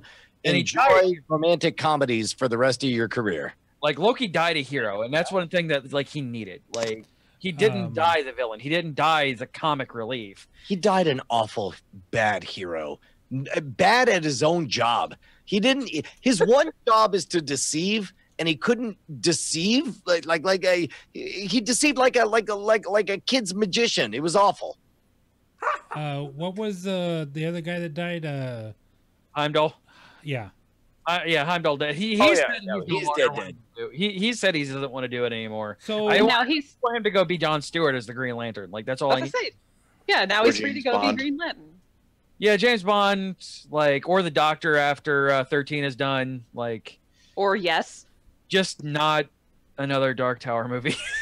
So he was good as the gunslinger. The rest of the movie was garbage. So there's no more Asgardians, right? Thor's no, half of them are still alive. Where are they? Because the ship got blown up. Well, there was explosions on the ship, but they also, I think they did a good enough job of saying these are the rules. Everything Thanos touches, he takes what he wants, and then half the people live. Yeah, so so he might have, even though we saw a lot of explosions, I took that as, okay, half of them are dead. Yeah, exactly. And he probably sent him away or something along those lines. He does what he does and then just kind of goes away. But yeah, I mean, yeah, he doesn't kill maliciously. He's killing for his cause. So yeah, and Thor explicitly said half of them are dead. So it is a matter. The rest of them half of them are still alive. Probably not. We're probably spared from the dusting at that. Yeah, probably not Taika Waititi's character because I don't think he's directing anything else right now for the MCU. Are you talking about the big rock dude? Yes. Yeah. Piss off, he's probably not coming back. Though, have you guys? If you have not, and Dale, I can't wait to show you this. Listen to Taika Waititi's director commentary for Thor Ragnarok. It is the best thing ever. It is 1,000. He is just insane, and I love him. He has this thing where he will call Kate Blanchett every other Kate in existence except for Kate Blanchett, and it's hilarious. Oh, so Dale reading celebrity names. Exactly. One time Hela comes up on screen and he goes, "Oh, draw me like one of your French women." Oh wait, wrong Kate again. Why am I not surprised? It is just brilliant. And you get all these pretty cinematics and everything funny in the background, and just this guy who is genuinely funny. He's it's like he's MST3King his own movie. Exactly. Yeah. Well, he goes to the point. He goes, "I'm sorry for saying things that aren't making sense to the movie, but they keep shocking me every time I shut up." That's funny. Hey guys, I'd hate to bug out, but it's getting late on my end. I don't want to break format. What do you guys usually do? So, all right, yeah, it's actually going to be about that time anyway. And our 1K, we failed the 1K challenge. Oh well, all over. It's all right. So we're going to go ahead and go into the Tito rating. This is our obligatory scale of 0 to 10. Half points matter, but you have to tell us which half of the transvestite you want to touch. And we'll start with you, Brian. 0 to 10. What did you think of this movie and why? I don't know what the scale is, but I want to touch the penis. You can't touch the penis. Permission to touch the penis. It's the trainees. Anything below a 5 means you would not recommend anyone watch this movie. I'll tell you what. Have any of you guys encountered anyone who has seen this movie having seen 0 MCU movies before it? I have not. No. I would love to hear that, but I'm going to assume that everybody has seen at least 1 or 2. I'm seeing some people telling me that that on their scale, this is like the 3rd or 4th place MCU movie. I can't speak to the permanent place of the quality of the movie, but I will say it is number 1 in experience. I can't think of a single movie in the last 20 years that I've seen 3 times in the movie theater in the first week, and genuinely gotten something out of it every single time. I might have to give Avengers one of my highest recommendations ever. Oof, nice. So, would you say 10? Perfect 10 or no. It's far from perfect. Did you not hear the fact that the moment I got on here, I started shitting all over it? Yeah, I know. I'm pressuring you for an answer, Brian. This is rare for you. I will give it. Okay, all right. I don't understand the transvestite scale, but I'll give it a 9 out of 10, and I would caress its balls. How about that? There you go. Perfect. All right, So bro. you'd found all the stones? Yeah. No, I That's already their have 2 stones. Infinity Stones. They're in my hand right now. It's amazing. His stones, her stones. How does that work? Yes. Their stones. Their stones. You use Their their. stones. Oh, I'm sorry.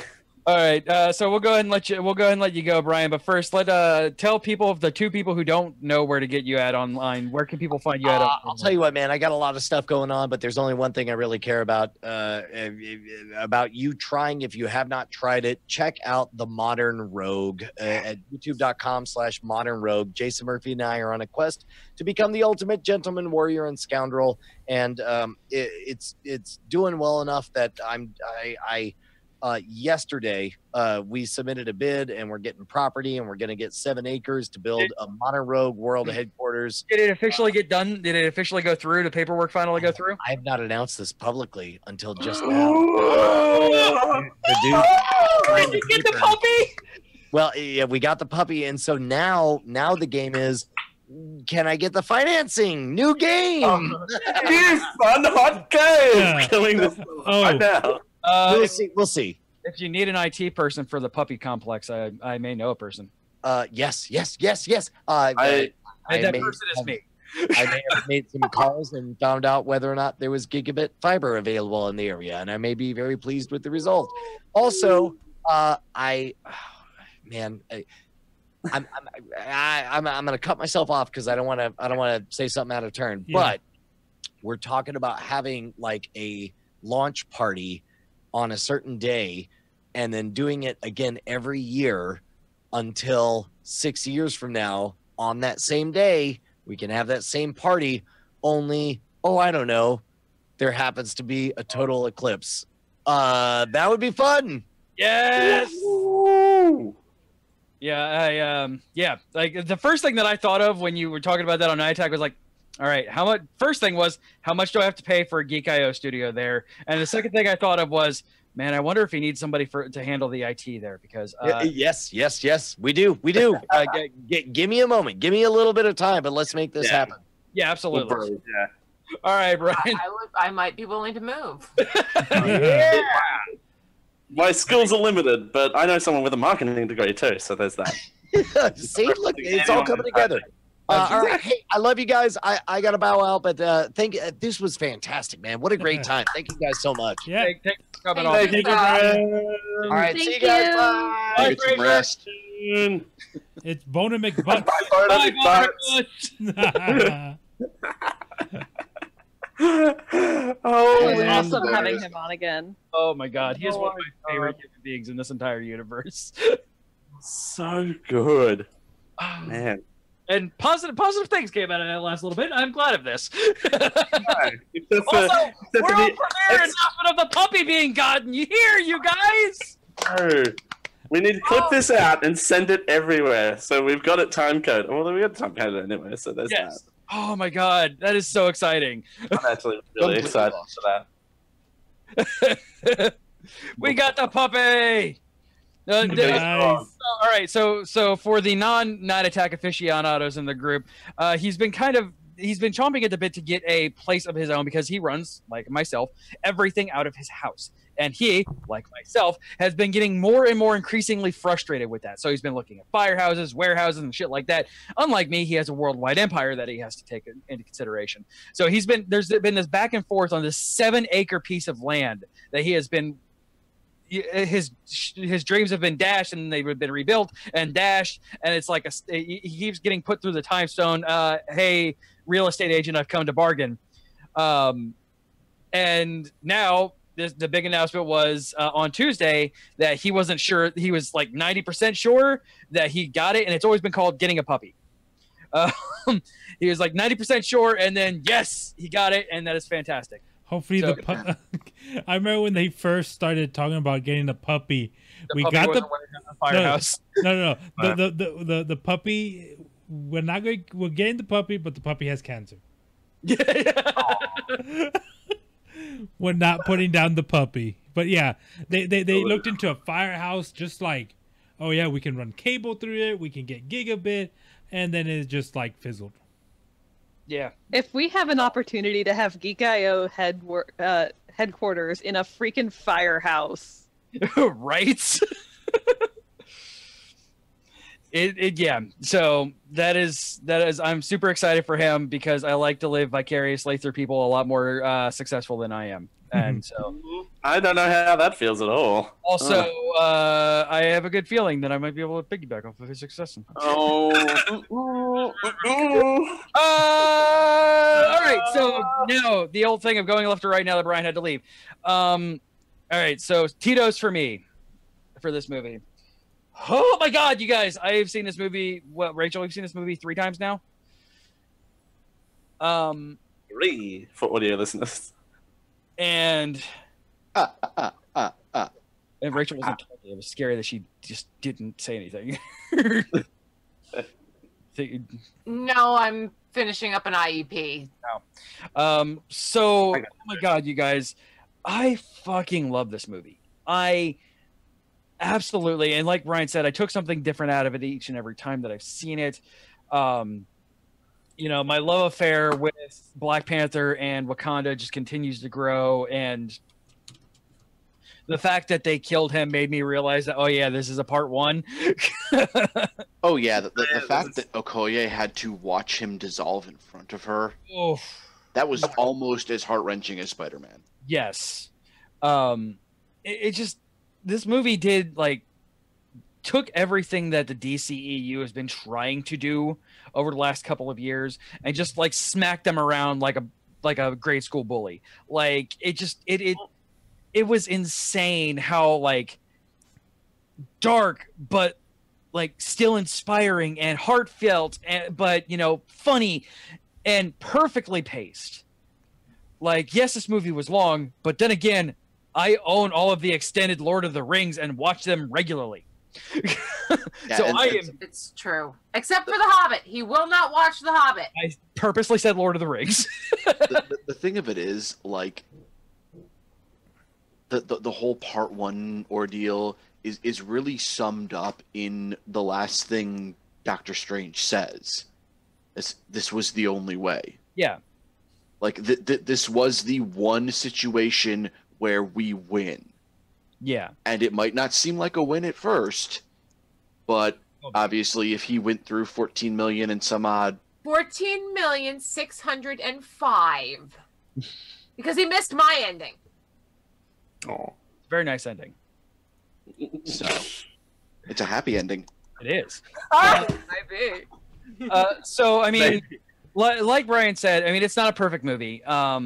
And before, I've been kind of willing to throw at 10s, but since I'm getting a little bit more, you know, bringing myself down off of those, and I'm trying not to give out 10s unless it absolutely 100% warrants it. And I mean, frankly, I like Chris Evans, but he wore down this movie for me. Every time he was on screen, it was just like, oh man, okay, something else stupid is going to happen to make me try and feel something for Captain America when he dies next movie, and I'm just not. That beard, though. I'm going to be a hot mess when he officially dies, right? Like, that's going to be the end of me. He's handsome, but he's no Luke Cage. He's heroic, but he's no Thor. He's, you know, he's all of these things, but he's not X. And he's supposed to be, well, he's touted to be the perfection. He is meant to be the perfect human being, and he's just not. I know you love him, Dale, and I get that. But I kind of... It's legal now. I can't stand him. It's legal now.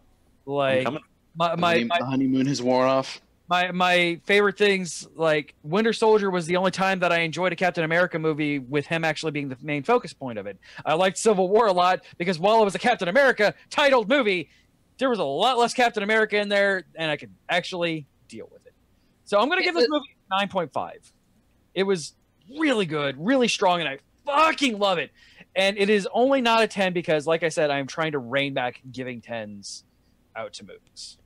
So you're taking 0.5 just for Captain America? Yes, Captain America and also Scarlet Witch. Again, like I didn't like her much in Age of Ultron. And I expected, like, when they brought the Vision Scarlet Witch relationship in there, I'm like, oh, cool. We're going to get some emotion out of this woman. Nope. No, she is just... It was a red herring? She's a limp fish. And the problem, too, with those two is Rhino actually mentioned this when we were talking about the movie earlier. It's hard to have Vision and stuff like this because he's so powerful that you have to nerf him or get him off screen in order for there to be a conflict. Well, I mean, same thing with Thor. I mean, it is a very, like, it's a very similar thing. They're both god tier people, and yeah, you're right. Vision, there has to be a problem with Vision in these. But whenever, like, when something like this happened in the comic books, no more mutants happened, and like I just wanted some kind of emotional resonance from her, and there's just not. Thank you, baby. It was like between Captain America and that, like, I love the fact that they're finally pulling that into a relationship. It's just not great. So for those two reasons, I brought it down a half point. Legit. Rachel's not back at her desk yet. She just gave me an ice cream bar. So I'm going to eat this ice cream bar and stop talking and let Dale talk. Ooh. Hi. I've been having mic issues all episode, apparently. So there's that. Apparently some app is controlling my microphone, even though I have all of that turned off. So that's exciting.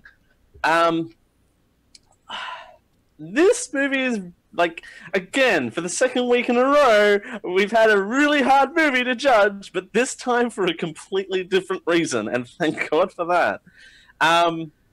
Like, wait for 2 weeks when Deadpool comes around. Oh my God, that's gonna be a mess. Give it to you. Nick's gonna give it to you. Anyway. So this movie is really good. Like, it's a stunning movie, and it achieves so many different feats. Like, it achieves so many. It raises the bar so much. Like, from a storytelling point of view, an engineering point of view, like a character point of view as well, and like the running joke throughout this episode is the 512 characters that there are in this movie. The weird thing is, Dale, the number that popped in my head before you said that was 613. I mean, you're not too far off. It's the Dale exaggeration scale. Enjoy. But, like, and trying to, like, and having different groups of characters interact with each other. My first thought that I had... Once. Like, that was the best part. Yeah. Right. And, like, it was a very... I'm probably going to regret saying this, but I'd say a lot of things that I regret. But it was a very Star Wars kind of way to keep the movie progressing. Like having these separate groups of characters around the place, which, by the way... Quick tangential. Did anyone see the previews for Solo? I really am not looking forward to watching that movie. So I hope that we don't have to watch that movie for the show. No. I made that mistake with Rogue One. That's not happening again. 109. Well, you look great. Is it just me, or does that movie look like a gangster movie for no apparent reason? I mean, it's meant to be. Solo is meant to be kind of the gangster movie. He's a smuggler. But it looks like a bad gangster movie. That's something. That certainly is something. I'm not looking forward to that movie, and sadly, especially with it being a theater-based movie, I try and reserve the theater-based movies for something that I think we'll enjoy. It doesn't always work that way. Solo is one of those kind of movies. Now, episode 9 will be a guaranteed, but I think we'll skip Solo. Yeah, but the Italian Job was good, Death by Mage. No, it wasn't! it wasn't. I enjoyed the Italian Job. You're wrong. Whoa, whoa! I had an Italian job the other day, but that's a whole nother story. Hey, back So on much track. olive oil. You know, right? Or virgin oil. Take your pick. What am I doing with my life? So this movie kind of it encapsulates what an Avengers movie is supposed to be, not whatever the heck Age of Ultron was. Right. Like, I think Age of Ultron has gone down. Like, I think I even gave that movie like a 7 or a 6, but I'm gonna have to rewatch it. Gave that all really high marks, except for you, I think. But you were the closest one to being right. That movie is pretty hot garbage. And it suffers from the Captain America Civil War kind of thing, where it's just too political. And I know that's where they were in that time, but looking back on that, it's like there's so many better ways to do that movie. And of course, the stakes are higher in this movie than it was back in Ultron, and it paid off, and thank God for that. The production, of course, is brilliant. Stan Lee still being in these movies makes me happy. Yes, I'm starting to come around on convincing that, yes, my husband may not have been the best in this movie. I'm starting to come around on that. But I'm so with the fan fiction, though. I expected something a little bit more than just a bro hug when Bucky and Captain America expected more on that. At least they hugged, because the trailer just showed them like doing the bro hand clasp thing. Right, the bro hand clasp thing. Right, bro fist. And the fact those, whoa. Ooh. And the fact that they were together when Bucky dissolved was kind of fun, I guess. I don't know, that's kind of a weird sentence. But at least it kind of... I'll stop the world and melt with you. Oh. So romantic, right? See, I'm not the only one.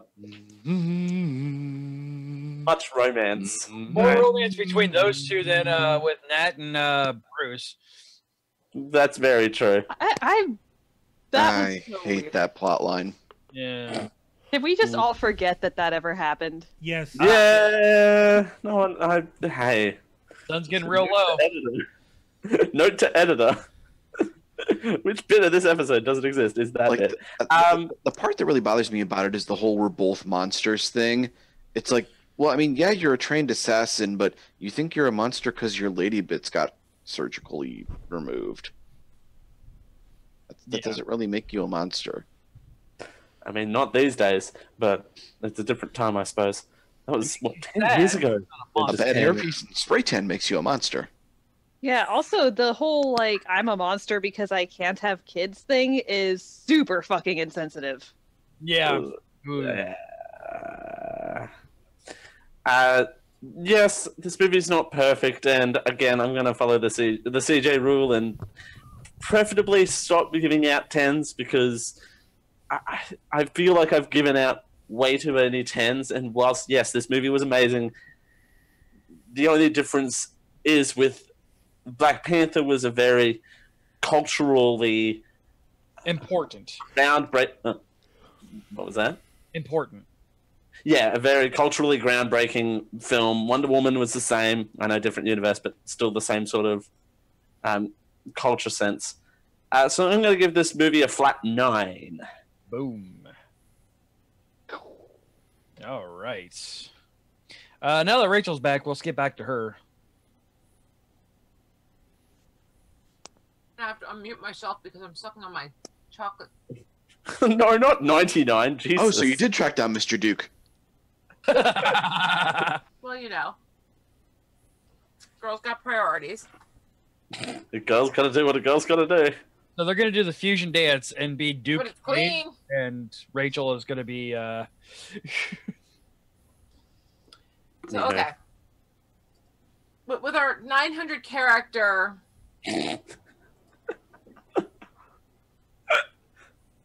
missing names, which that I do have to say that does bother me. And I think, Josh, you can agree that the fact that they didn't name the children of Thanos. It bothered me. Yeah, like I had no idea that these guys were supposed to be that big of a deal. They came across as mooks. Yeah, that's what bothered me, because especially considering crap, his name is not there. CJ Squidward. Ebony Maw. Thank you. I have a legit reason. I am busting my ass. Also, they directly call him Squidward, so that's now the only thing that people can think of him. Yeah. Right. I personally thought Voldemort, but Squidward's fine, I suppose. Like, he's a cross between Voldemort and Squidward. We can't say Voldemort. Because it's a WB thing, and WB owns DC. So yeah, that'll never happen. I thought it was a really strange stretch into previous episodes of this show, but anyway, there's a whole nother story. No, they won't. They can't say. They won't say Voldemort because of the attachments to the DC universe, because WB. But strange reference. Yeah, exactly. So I digress. But the fact that they did not give him any recognition for the fact that he can legit take down, and has taken down in the comics, Doctor Strange. Yeah. Like, he has fucked him up in the comics. And they just completely right over it. They don't give a shit. It's like, he's got some really fun moves, like when Tony launches what's his nuts back with the scythe, and he just kind of goes, and you watch him go. Cole Obsidian. I'm literally doing this strictly to prove that one of us paid attention. One of us knows what they're talking about. I'm tired. I'm allowed to be tired. Like, I know you don't Proxima Midnight, but so that makes me happy at least. Yes, the fact. No, they didn't give her a name either. I think they addressed her as Midnight once. They called her Midnight once, but it's like, okay, at least you're giving her, part of her name. I can kind of forgive that, because most people still aren't going to know her because she's not super powerful, but she's still a pain in the ass, and they made her a pushover. Anyway, I digress. But no. Maud, the fact that they gave him no recognition for the fact that he is a powerful mentalist, on par, if not actually more powerful than Doctor Strange, annoys me. There were some great scenes, and there were some scenes you kind of went, I think I missed something, because like our 24,000 characters we're all going in 40 different directions, and you're kind of going, you're not supposed to split up the party. It worked for them splitting the party in this I room. want a Starbucks in Wakanda. I'm going to petition for Starbucks to open up in Wakanda. What does it take for that? Can I go to starbucks.com? How to franchise. Right? They don't franchise Starbucks. It's all corporate owned. It is all corporate owned, yeah. Yeah, I'm not one for relocating to small, unknown areas that are very rural.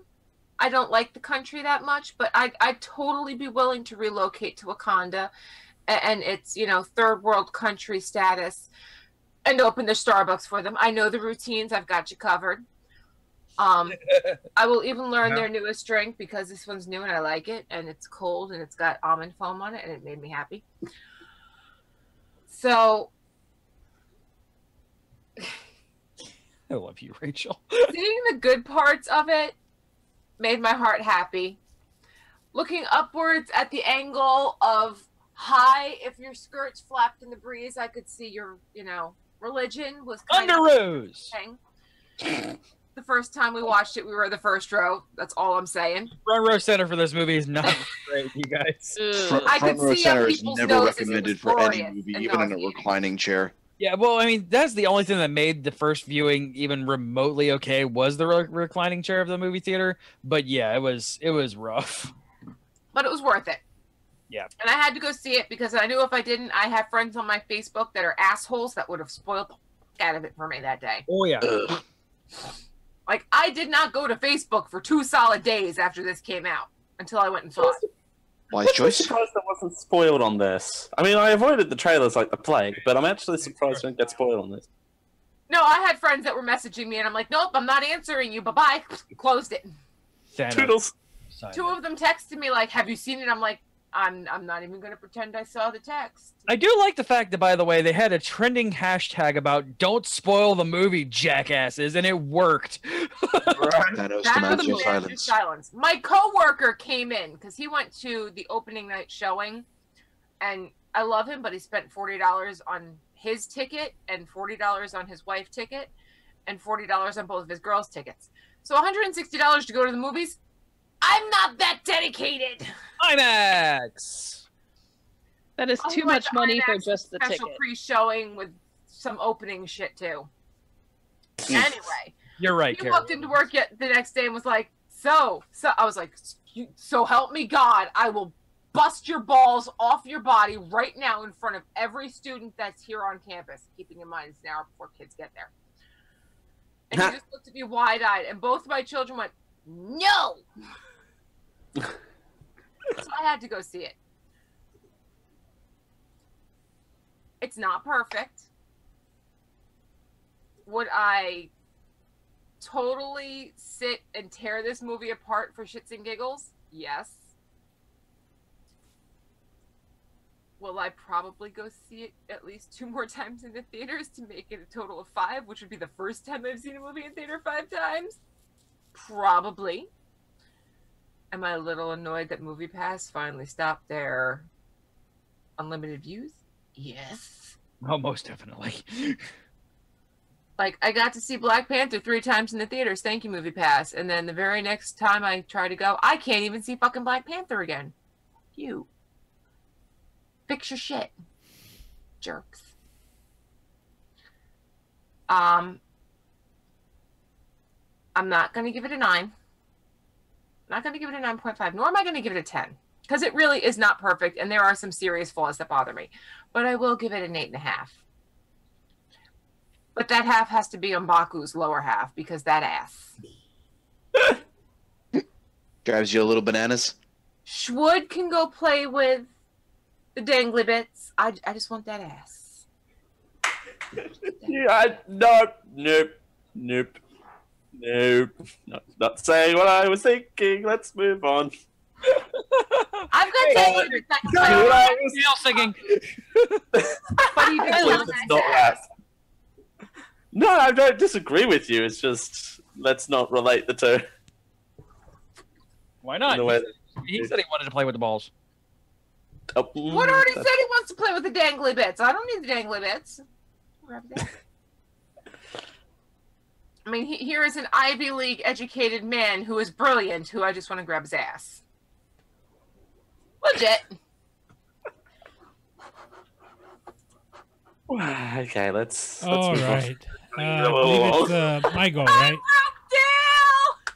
No, it's just I've said a lot of stuff that I'm being cautious today. I'm very confused as to why you're being super cautious about dumb things like this, like responding to. I nearly gave out people's addresses in the pre-show, so let's not go there. Anyway, well, what you can do is go to ideas.starbucks.com and have a field day. Anyway, Rao. Okay, so when in this movie have watched every single Marvel movie. Ragnarok was great. This one, I loved it. Even with them not showing a lot of love to Captain America and his little discount shield, I still enjoyed it. I enjoyed every minute of this movie. Not knowing as in-depth in the comics with the Children of Thanos, I was pretty okay. All right, these guys are pretty bad, but okay. One gets sucked into space. One gets his hand chopped off in the freaking snow. Yeah. That was cool. Yeah. And let's see. Another one gets beat down, right? By the Hulk. By Banner. And what happened? By Mecha Banner, yeah. Okay, yeah. No. Yeah, he got fried in the shield. The other two, the lady and the not so beefy dude. Midnight and Oh no, it was just the lady versus Black Widow and yeah, it was the chick fight, but a really cool chick fight. yes, that was amazing. And then Scarlet Witch comes down and is like, why was she up there? Yeah, I like the lady fight. It's a little upsetting that it had to be a lady fight, but it was a really well done lady fight. Yeah. Like we've said, I mean, it's a Thanos story. It's not an Avengers. I mean, they are the main. If you're reading this and you're not knowing who the good guys and the bad guys are, well, Thanos wants to kill half of the universe. Yes. But he's being altruistic. He is going legitimately for what he feels is the right thing to do. To better the people that survive, he's being completely, logical. Separating himself from it and being like, okay, this is what has to happen. You stay, you go, you stay, you go, you stay, you go. He's doing what he feels is legitimately the right thing to do. Yeah. And with all that and that little grin that he gives at the end with like a job well done. Well, he did say that, he would look out upon a grateful universe and smile. Yeah. And it's not Grateful. yeah. And he doesn't want to become, well, at least in the movie, it didn't show like he wanted to rule anyone. He just wanted to.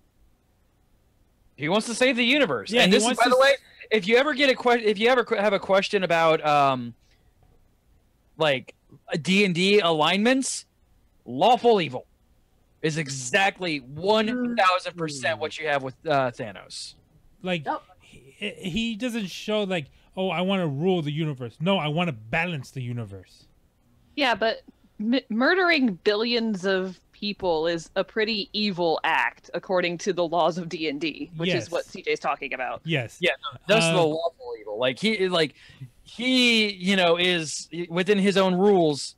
He's the good guy. Yes. So at the end of the day, watching this, we had reclining seats and we were in the third row. You're with your recliner seats and your meals being delivered. This is insane. I'm giving this movie This is a 9.5. This is not insane. The- This is America. I kind of did wish that it was a trilogy because maybe it would have been 2 hours and 40 minutes. Why are you hung up on this? Did you not watch the Lord of the Rings movies? I know, but it's just like All the Hobbit movies, for that matter, those things were long too. Did you seriously want to keep just watching them beat the same dead horse, walk the same 500 feet? Yeah, the thing is that if this had been spread out into more movies, they would have hit the same plot points. There just would have been more filler. And it would have been good filler, but it still would have been filler. Yeah. This was all killer, no filler.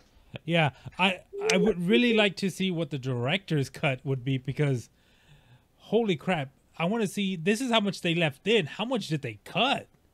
Was this like a 6-hour movie before they cut it down?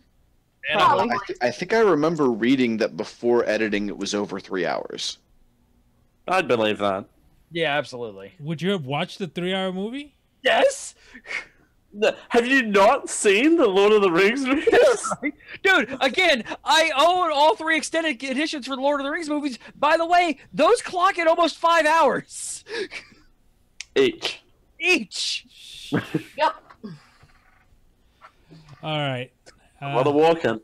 Rocket demands your review. answer, Raul. Again, looks like a rabbit to me.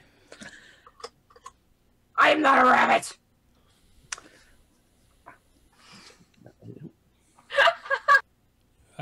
Carrie. Yep, Okay. Huh? So, usual scales. Was I entertained? Fuck yes. Would I recommend this movie to somebody? Fuck yes. So we're already at, at least a 5, which, come on, fucking duh. Sassy Carrie is the best. Right. So Got me all self-conscious now, geez. Oh. The women in this movie. There actually were some. There were no token girls. The girls all got to kick ass. Yes, there was a lady fight, but the thing is that you got to see, and this was actually one of my favorite parts of that whole sequence, because you have Black Widow and you have Okoye, and these are both highly trained, highly deadly, expert martial women. They have never met. They have probably never even heard of each other. And yet, immediately upon finding themselves next to each other in a extremely chaotic battlefield, and surprise, hey, boss level villain drops down in front of you, they are able to, without a word, seamlessly work together. Yeah. And it was fucking beautiful, which is why I had to reference it in my nickname earlier in the show. I know people will probably argue this point with me, but technically they did kind of fridge Gamora. Yes, she is still here, and yes, she is going to be coming back, and thankfully the death of her physical body served the entire story of the film rather than just some dude's story. But they did kind of fridge her a little bit. Yeah, and that was disappointing. Okay.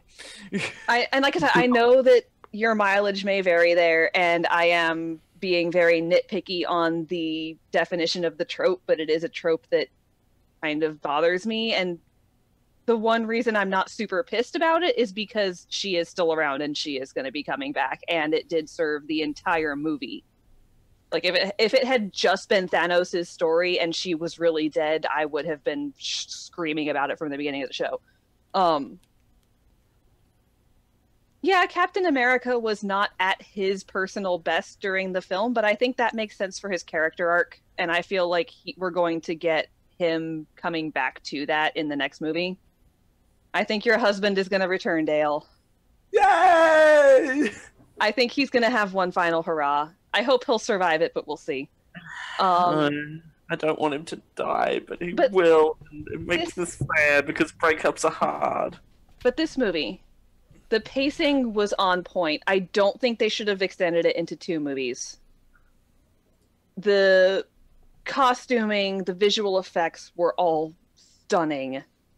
The score was absolutely incredible in that they had so many different genres of music. And Rhino and I were talking about this as well, to signify where we were in the universe. You had the awesome mix for the Guardians. You had the African drums for Wakanda. There were all these audio cues to let you know what was going on, and they somehow blended it together beautifully. And then there's just the logistics of having a baker's dozen of baker's dozens characters interwoven through a plot. And to have it feel so seamless and so organic, where DC has to pull out the fucking shoehorn to get, 5 characters on screen together, and it feels awkward and forced. Right. Mm-hmm. And yet this, going into it, I was a little bit afraid of just sheer chaos and pandemonium and not being able to follow what was going on. But it worked, and it worked extremely well. And yeah, I was a little bit sad in that the writer in me knows where this is going, and it did take the emotional punch out of things for me. I wanted to feel more when I saw people dissolving, but so many people had already died that the writer in me knew they were coming back. The thing with the Reality Stone, yeah, the effect was cool, and yeah, that's the whole point of the Reality Stone. That made me not want to believe anything I saw on screen, which again kind of took the punch away a little bit. That's fair. And so, but all in all, I fucking love this movie. It's real solid. Yeah, no movie is perfect. The 10s that we give are because the movie transcends just rating a movie. And so I'm going to go 9.5. All right. Nice. Josh. Guys, I'm not feeling so good. No.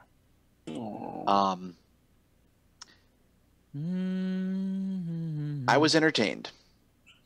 I go to superhero movies to be entertained, to forget about the harshness of the world and reality for a while, and I was entertained. Everything was pretty awesome. I laughed a lot. Some tears were shed. It did not feel like an almost 3-hour movie, so the pacing was really on point. But it was definitely not my favorite movie because it did a lot of things that I don't particularly like to see in movies. I know Carrie mentioned the Reality Stone breaking immersion for her a little bit because, well, now you can't trust what you're seeing, but I didn't like seeing what was presented sometimes, like using it to mess with their perception of nowhere. Okay. Yeah, that was a little... That's cool. That makes sense. Using it to,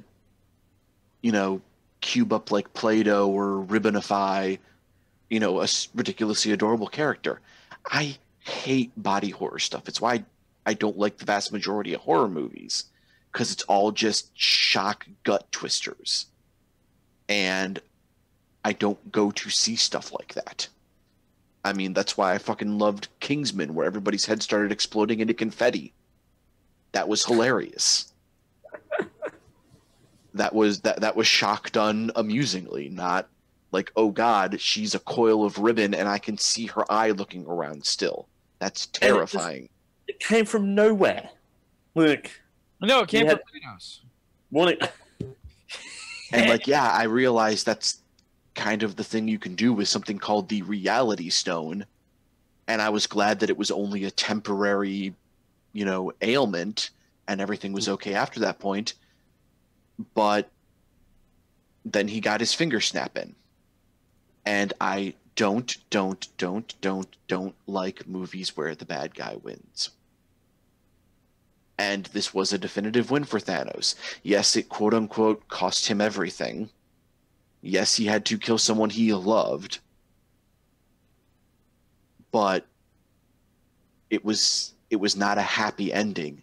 And I don't you go to superhero movies to see the happy ending, to know that good will triumph over evil and the sun will rise again and everything will be good.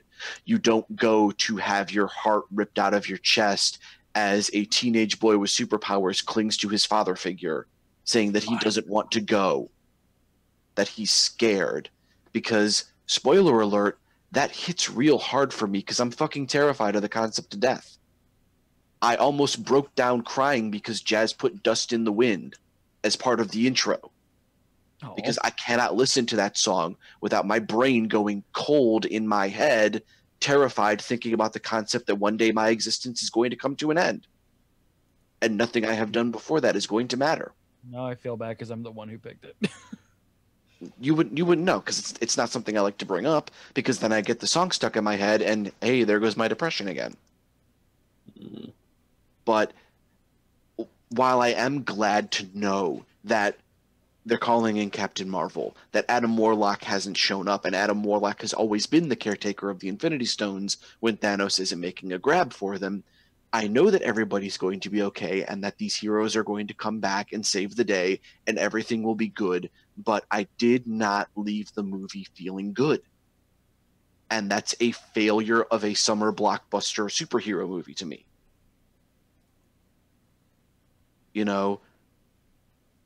And I realized that, they were thinking about making this a 2-part stretch out movie, possibly a 3-part.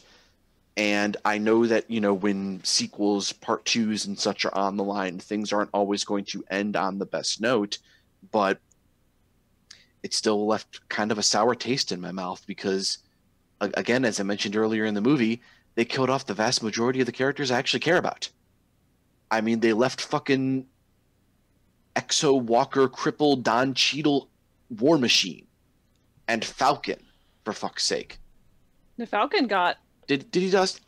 That's the thing. Yeah. He's such a bit character, I don't even remember if he died or not. But they left so many low-rung roster characters and killed off all the great ones. And yeah, it's not my favorite Marvel movie. It's not my favorite Avengers movie. And it, especially with something like Deadpool coming up, which is going to be fucking balls to the wall ridiculous like Deadpool is, it's probably not going to be my favorite movie of the year. And probably going to be one of the lower scores I've ever given a Marvel movie. It's like a 6.5 for me. Oh, jeez. It's a good movie. I would recommend it. I commend what it did, but I personally do not really care for it much because I wanted to have my spirits lifted and to forget about the harsh cruelties of the world. That there are people out there in our world that actually think like Thanos does. That think, you know, genocides are the answer to problems. So that's me. If you ever feel like watching this movie again, I would be interested to see if that changes in context of watching the 2 Infinity War movies back to back as like one movie. Yeah. And just skip the reality zone scene. But yeah, that totally makes sense. Yeah. Yeah, absolutely. I understand. I understand where you're coming on that one. I mean, kind of vehemently disagree with you on that one, but you know that's part of the fun. Yeah, and that's why it's a multi-person rating system. You get differences opinions, and as we've established, we're from different universes, CJ. So sometimes our paths are going to diverge. Aww. Yeah, because Josh and CJ are the same person. They go like this. They crisscross. Yeah, one is from Berenstain Universe and the other is Berenstain Universe. We've been over this. Yeah, in my universe, Trump wasn't elected. Oh! I don't feel uncomfortable because he doesn't do so. Hey, guess what I'm doing this weekend? I'm going to bring Trump back into a generic live show. Hey, CJ. Hey, we had 2 9/11 references on this show. I said, hey, CJ, not hey, Siri.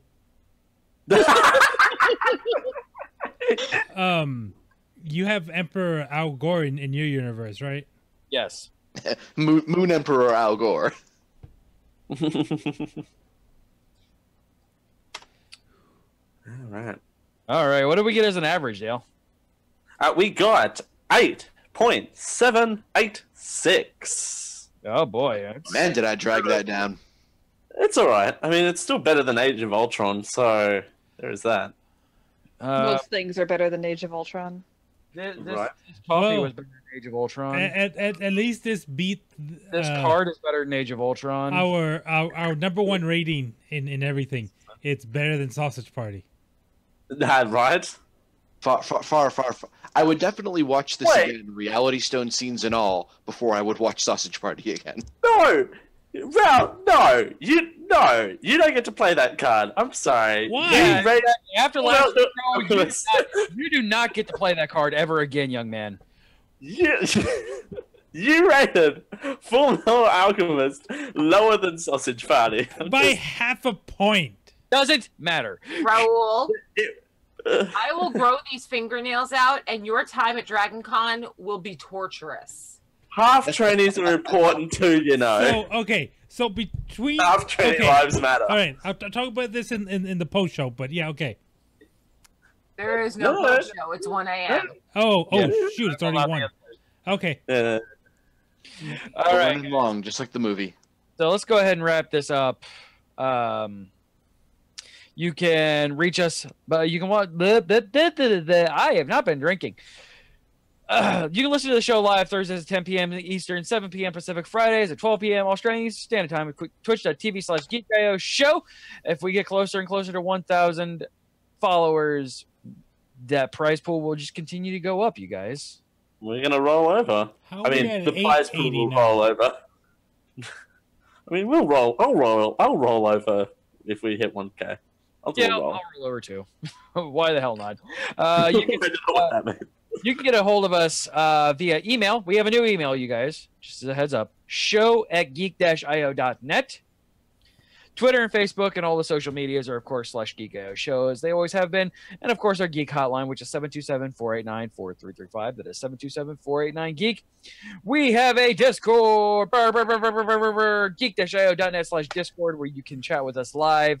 And you can head over to patreon.com/GeekIO to get signed up for a private Discord channel with all of us, where you can influence the shows that you love and so much more. Hey, Josh, I'm not happy to ask you this question. Oh. Hey, CJ, I can see why. I am definitely not, and I mean, not lying in the notes. Can What's going on next week? Yeah. Next week, we're ranting and reviewing in our continuation of anime, the Netflix Death Note movie. Let me just write my name down now. Tell me again why we didn't do Marvelous May. Because because you're just an asshole. Because ding ding ding, now it's time for Thanks, Rachel. No, I was going to do this originally. We already had it out there, and I had plans already. Death Note was one of them. Now, bear in mind, this is not going to be a good movie. But no, I think it'll be fun. I think it'll be a fun rate and review.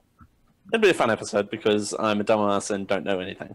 Well, like I said, I think, like I said in the Full Metal Alchemist one, I think it'll be a very interesting stark contrast. With I think this one might be easier for you to digest.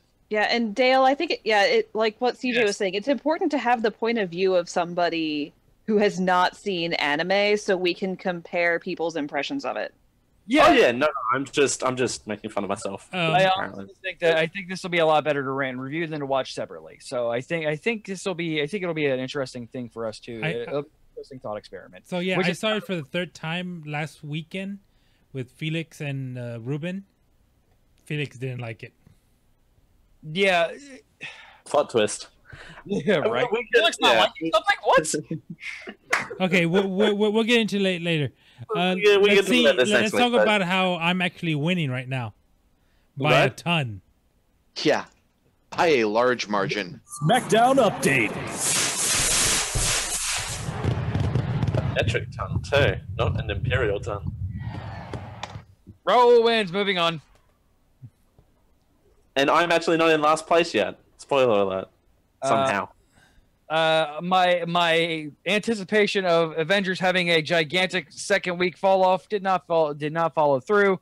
So Raul made even more money. Yes, Raul. Yeah, the drop off was only 50%, meaning the movie went from making $750 million to $350 million. Which any movie would kill to get. Yeah, I was expecting a lot bigger drop off. It didn't happen. My advertising of Tully obviously didn't work, which, by the way, I did not expect to see a preview for Tully in this movie. I did not expect that Avengers ends its run, is it today or tomorrow? Tomorrow. For the SmackDown. Fridays. Oh, Fridays? Okay. Entering the second week, Bad Samaritan and Tully. Opening this week, Life of the Party. Charles having his second movie. So just to show everybody where he's at, Raul is at $13.5 million. I'm at $1.6 million. Dale's at $452K, and Charles is at $222K. Robot House are waiting for their first film. We picked the late bloomers. Yeah. Hopefully. All right. We had some things going on this week. Yeah, we Generic Live Show hosts its own Ask Me Anything, and we learn about sassy penguins and what the opposite of koala is. Oh, it said cola, but it's koala. Oh, yeah. But coming up this Sunday, Dell is out on assignment, so CJ will be taking over the Generic Live Show. What does he have planned? Tune in to find out. And we also had the Mana Pool. It has often been said that things are not always what they appear to be at first glance. Harsh lessons. Harsh lessons are learned from a what? A charlatan? Harsh lessons are learned from a charlatan with sinister secrets. Questions are raised and convictions are tested. How will the Freya, Jokero, and Calabras and company handle this cagey situation? Join us, won't you, and find out for yourself. Cagey situation. Thank you, Josh. Raul reading scripts is my favorite thing, except when it's my scripts and then it's frustrating. And we had Liquid Handicap with CJ and Josh. They hit up the Mega Man-esque roguelike 20XX on Liquid. Yeah, tune in for more of that next week. Oh! Can't wait. 20XXX, bigger, longer, uncut. And more nuts. Now it's 20% more nuts. Always more nuts. Always 20% more nuts. All right, and of course, the final bit of the show is where we take a look at our show titles that we've had through the show. Go over to geekioshow.showbot.tv, and using the bang title command, have been adding stuff through the show. And now's the time when Carrie embarrasses herself by reading them. So we have the chillest intro ever, Howard the Suck, Thanos'd, Quicken Sore, Hulka Hulk Burning Fudge, In Bigness, Stay a While and Be Psychoanalyzed, McButts is my favorite burger, Tron, only in real life, Hulk as a boner, Kmart Voldemort, The Lady, the Big One, and the Other One, In the Presence of a Pirate Angel, I'm not adding that to show titles, and then CJ turned around and added it to the show titles anyway. I don't know the scale, but I want to touch the penis. That, but I think that's a little too long. Pardon the pun. Oh, I like Thanos'd. Howard the I kind of like that. Kmart Voldemort. This is kind of good. I kind of like Stay a While and Be Psychoanalyzed, if only just to reference the guest. Howard the Suck is so... I have Howard to Hulk a burning fudge because I would legitimately eat that. Right? Howard the Suck is actually pretty good. All right, we're going to go ahead and play the outro and figure out titles in the post show. We'll talk to you guys next week. Don't write your names between now and then. Bye. Bye. No, this one. Oh.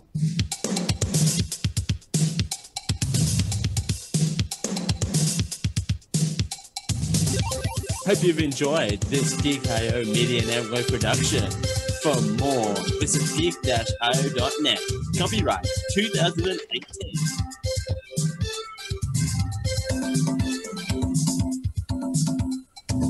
Yeah. Diamond Club hopes you have enjoyed this program. Apparently, I only have one dance move.